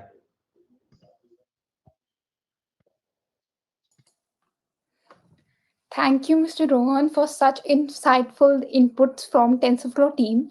I think that all of you are as excited to try these out as I am. So the time has come that you all been waiting for, that we are having a live session with all our both Googlers, Mr. Rohan and Miss Anita. So I'll just allow them and ask them to please cordially join us, and we'll have an amazing Q&A session. So all you guys who have this line of questions lined up, So just feel free to add to the comments, and our moderators will add it here, and I'll ask them on behalf of you. So if you have any questions, any doubts, just throw them to us so our Googlers can answer those questions.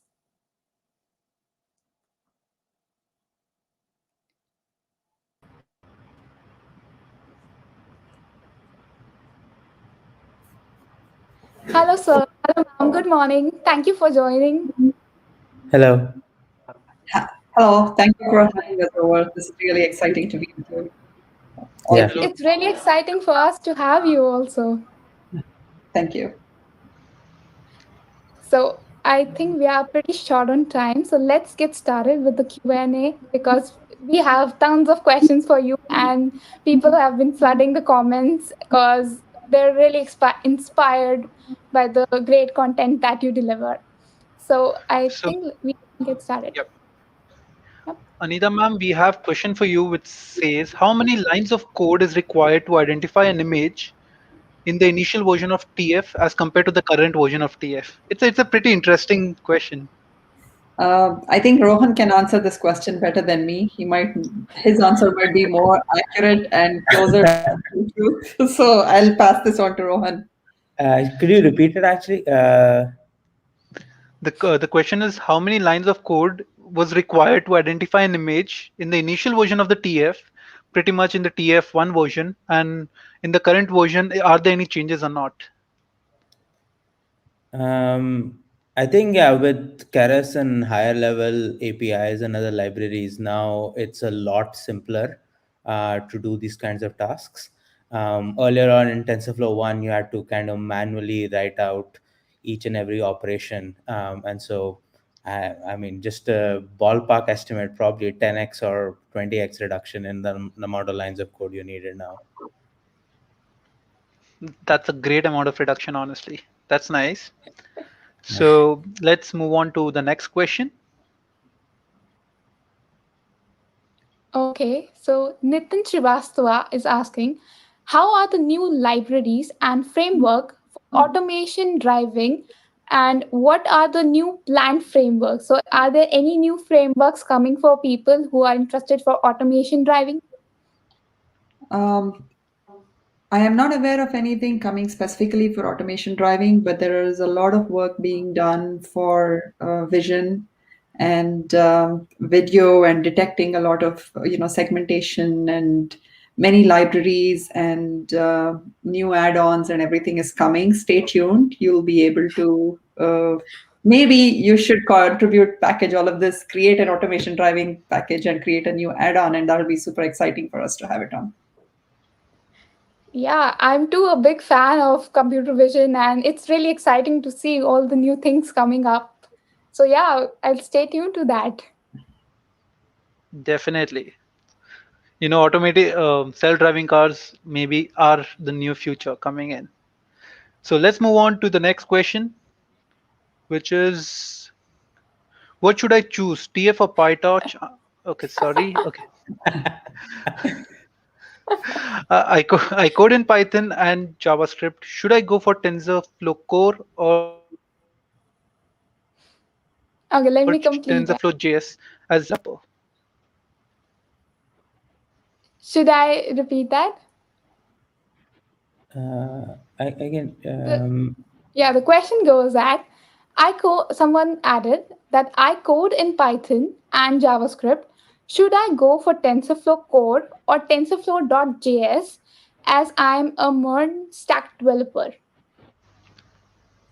Yes. I'm not familiar with the MERN stack developer term, but TensorFlow supports both Python and JavaScript. Whatever language you feel most comfortable and easiest to work in, we have good support for both these languages.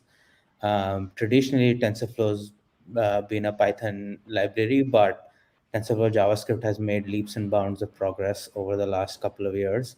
And it's a full-fledged implementation of TensorFlow that you can work with. Thanks a lot, Rohan, for answering that. And so let's move on to the next question. Okay. Okay, we have Dhiman Ghosh, which is saying TensorFlow versus PyTorch, which is more flexible and why? Pretty much there is this war going on. So Uh, people, Yeah, I can start and maybe Rohan can comment on this too. So the strength of TensorFlow is actually the ecosystem. You can, if you want to train on the server, deploy it to the mobile, deploy it to the web browser, and do you want to deploy it in production or even research? So the biggest strength is going to be what do you want to do, and you can take one framework and use it across the ecosystem wherever you want.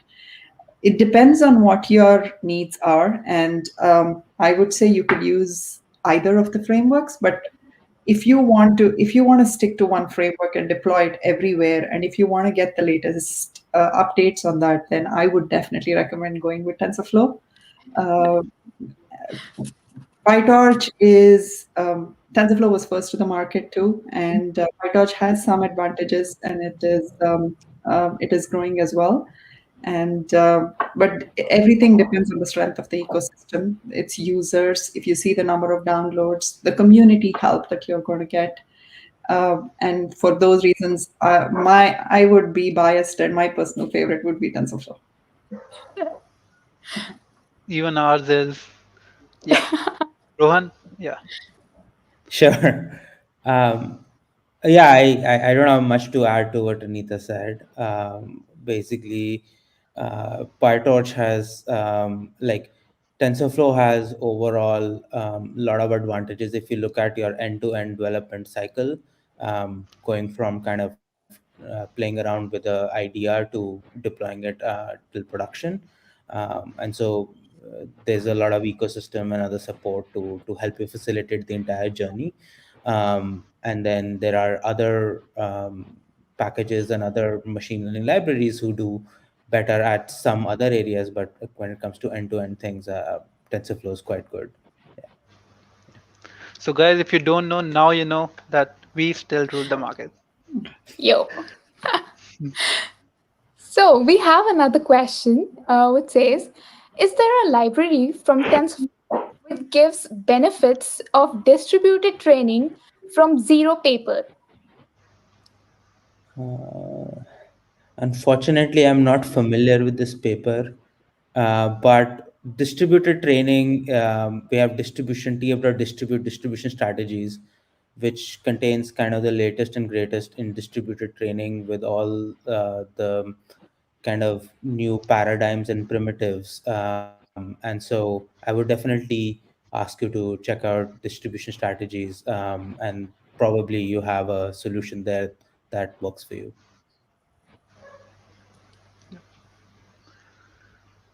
Thanks, Okay. Rohan, for answering that. Next goes on to our next question from Vipul Sharma. How do you think AutoML will impact the model development part of the process? Will the focus be more on data engineering and DevOps in the future rather than the architecture building of the model? Uh, I just want to say for this that machine learning is still very early, and so when you're writing machine learning code, it's almost like writing, low-level assembly language. And we want to get to a state where anybody can program anything as easily as using, let's say, a Google Word, Google Docs or Google Sheets or any such things. And AutoML is a step in that direction to making machine learning really easy. And this is still in early stages. There's still a long way to go to making machine learning easier to use. And this is one of the top objectives for us, to see how we can democratize and make machine learning easy to use for all applications. Model building, I think, as the days go by, and I think Rishit showed this in his slide too, building is a small part of the whole ecosystem. And there, most of the times, we think that there will be a set of researchers who might develop really large models, but majority of the users will be using those pre-trained models either from the hub or any of these other model repositories that are available. And you will be building applications of machine learning instead of just building and training your own model, because getting access to data and running the compute on such large cycles is going to not be possible for everybody to use. But doing retraining in the last layers, doing inference in the last layers, those will be where things will move, and the focus will be on building applications in those areas. Rohan, do you have anything? Go to the next Uh, question. That, no, I don't have anything further to add. I think that was well said. Yeah. that is very true, ma'am. Even I agree with you that we are moving together in the direction of making more application oriented things rather than going into more of coding and stuff. So we have a question from a person called Anshuman Kumar Prasad, and he says, as a beginner, where I've to start with TensorFlow. I really love to hear directly with experts like you. I can go first, and then maybe Rohan can correct Sure. that. There are lots of resources available for you. One of the first things, one of the primary goals of TensorFlow 2 was to make sure that beginner users can get into machine learning easily. And so, picking up any of the tutorials on TensorFlow 2.0, Lawrence Moroney has tons of YouTube videos from zero to hero, which very basic tells you and gives you where you can look for next steps. At some point, maybe getting into our certification process and becoming certified at some point. I think these are places where I would go to. Rohan, do you have anything to add? Yeah, I think like those are great places to start. I think the best way is to kind of play around and learn. And so if you can come up with like a dummy toy machine learning problem you want to try to address and solve, pick up the basics through like some of the resources that Anita kind of mentioned, but do kind of make your own little tiny data set, try your own little problem.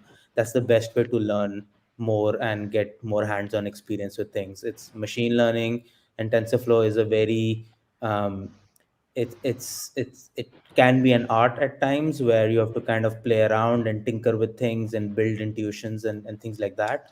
And so the more you kind of play around and the more real world examples and things you play with, the better you'll get at things. So, Anshuman, you got your answer from the experts. You need to get your hands dirty, and you got a lot of good documentations of TensorFlow to help you out with that. So, we have a next question from Tanmay. He says, "Can we use a memory profiler for TF-Lite models?" I'm not sure about that. Do you know, Rohan, if you can Yeah, use? I don't think so. I don't think the memory profiler that ships with the one that I talked about works with TF Lite. I think TF Lite might have its own resources to be able to do some kind of profiling, but I'll have to double check on that. I'm not sure. Yeah. Okay. Okay, So, I think we're done with the questions with the experts, and let's just take it forward. Thank you both for joining us today. uh, I just have one thing to say, that you're truly the experts. So any question from anywhere, I know you guys can just answer it. You're the best people in the profession to just guide us through and guide us as a community, as beginners, as intermediates. And thank you for joining. Your thoughts have been insightful to us. Thank you so much. yeah. Thank you so much Thanks. for having us. You're welcome. Very happy to be here. Thank you very Yeah, much. Thank you, guys. Yeah. thank you. Bye. Bye. So, guys, I hope you had a very, very wonderful time over here.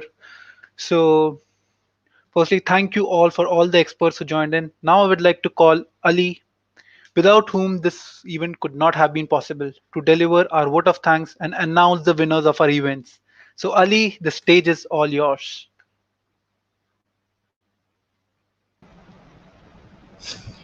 Thank you so much, Shubham. But yeah, I would say that it's not my effort; it's everyone's effort, which is played. Around 14 TFUGs together have made this event possible, and every TFUG has contributed their part. And before I share my slides, let me go there and check on the winners, because this is what everyone has been waiting for, right? So I see a lot of Twitter handles going on. I see a lot of you waiting for certificates as well, and everything going on. So yeah, just give me a minute. I'll quickly share the slide. Till then, give me some orange hearts in the comments, okay? And call your friends because I see 150 people here. Okay, come on.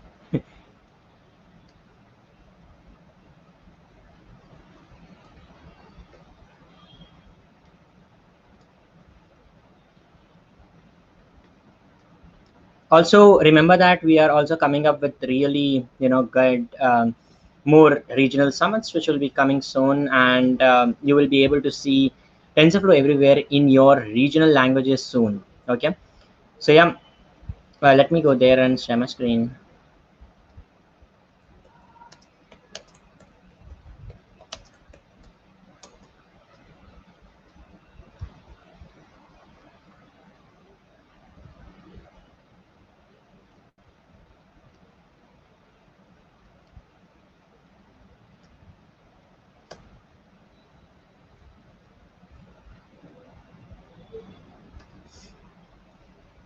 My name is Ali Mustafa, and we are going to the thank you node. So I usually love talking about communities. I'll just skip my introduction. And I thank everyone, literally everyone who came in, right from the organizers to the speakers to the attendees who made this possible, who made TensorFlow Everywhere India possible.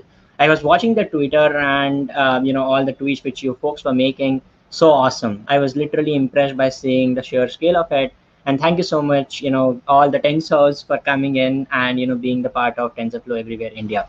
We really appreciate you taking out time on a Sunday evening, coming here and attending the session instead of partying, obviously. Like everyone is partying, right? So I guess you folks are the real winners here, and attending and gaining knowledge. As you know that we have a lot of TensorFlow user groups in India, and as Anuj also shared in his talk, there are a lot of TFUGs here. So please join the TFUG in your city, and you will shortly see a link being shared in the chat where you can find the TFUG near your city and join it.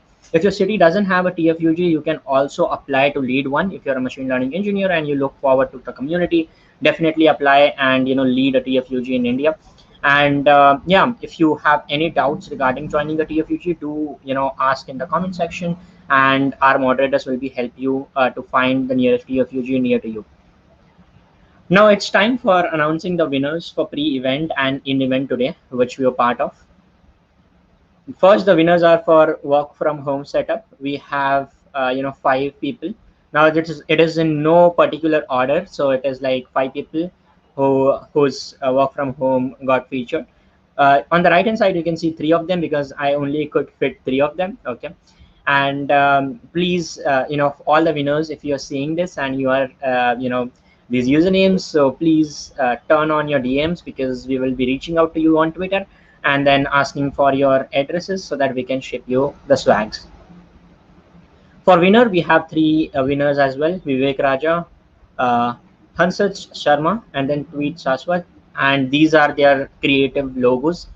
We really enjoyed, seeing all the creativity which you folks put in. And please, if you all are, here, please turn on your DM so that we could actually, reach out to you and give you your well-deserved swag. For the winners of quiz 1, we have 10 people whom we are awarding the swags. Okay, and if you have not added your username as mentioned, I can see Jaydeep and Piyush haven't mentioned it yet. So, and Mohit, I guess Mohit at the Gmail would be really common. So if you folks are here in the chat, make sure you reach out to us with proper verification so that we could award you and give you your well deserved prize. As I don't have winners for part 2, I don't have it on the slide, but I have the names. The names are Ashniha, Kulkarni Kunal, Dayanilim. I guess this is Kaundanya Chinmay, Julit Thakur, Vedant Singh, TechLead 2122, Siddharth Arya, Pranav Kote, and then Mohit Gaurav. So please, if you are from these, reach out to us. The names will be mentioned in the chat right away by the moderators. Have a look at that, and then please, reach out to us, and we'll be more than happy to ship your swag. Also, as we promised, for everyone, we are giving out, digital swags. This is only valid for today. So go to the URL tfug.in/quicklabs and enter the code 1STFUG-1802. Remember to enroll into the quest and at least complete the lab for 5 minutes. At least be there for 5 minutes, and once you're done, you will get 1 month of quick labs access. That is $55 worth. And if you complete the whole quest, the hands-on quest, then you will get 2 months of access for quick labs. So this will be also emailed to you today itself, but remember, this is only valid for today. So if you see this tomorrow, you won't be able to redeem this, and you won't be able to get the benefits. So make sure you go today and you redeem. This is for everyone. We have had it at capacity, so everyone watching the stream, please go and redeem this, as this is for everyone. Lastly, I would like to thank everyone who is involved in organizing TensorFlow, everywhere India. It is not just 1-2 persons effort. It is a team effort, which we have built over the past 20-30 days to make this experience for you folks. So thank you everyone again for joining in, and we would definitely catch you up with the regional summit soon. So watch out the channel of TFUG India, subscribe to us on the YouTube channel, and turn on the bell icon so that whenever you join next, you will be notified, and we get directly into your DMs. Thank you so much, and see you soon.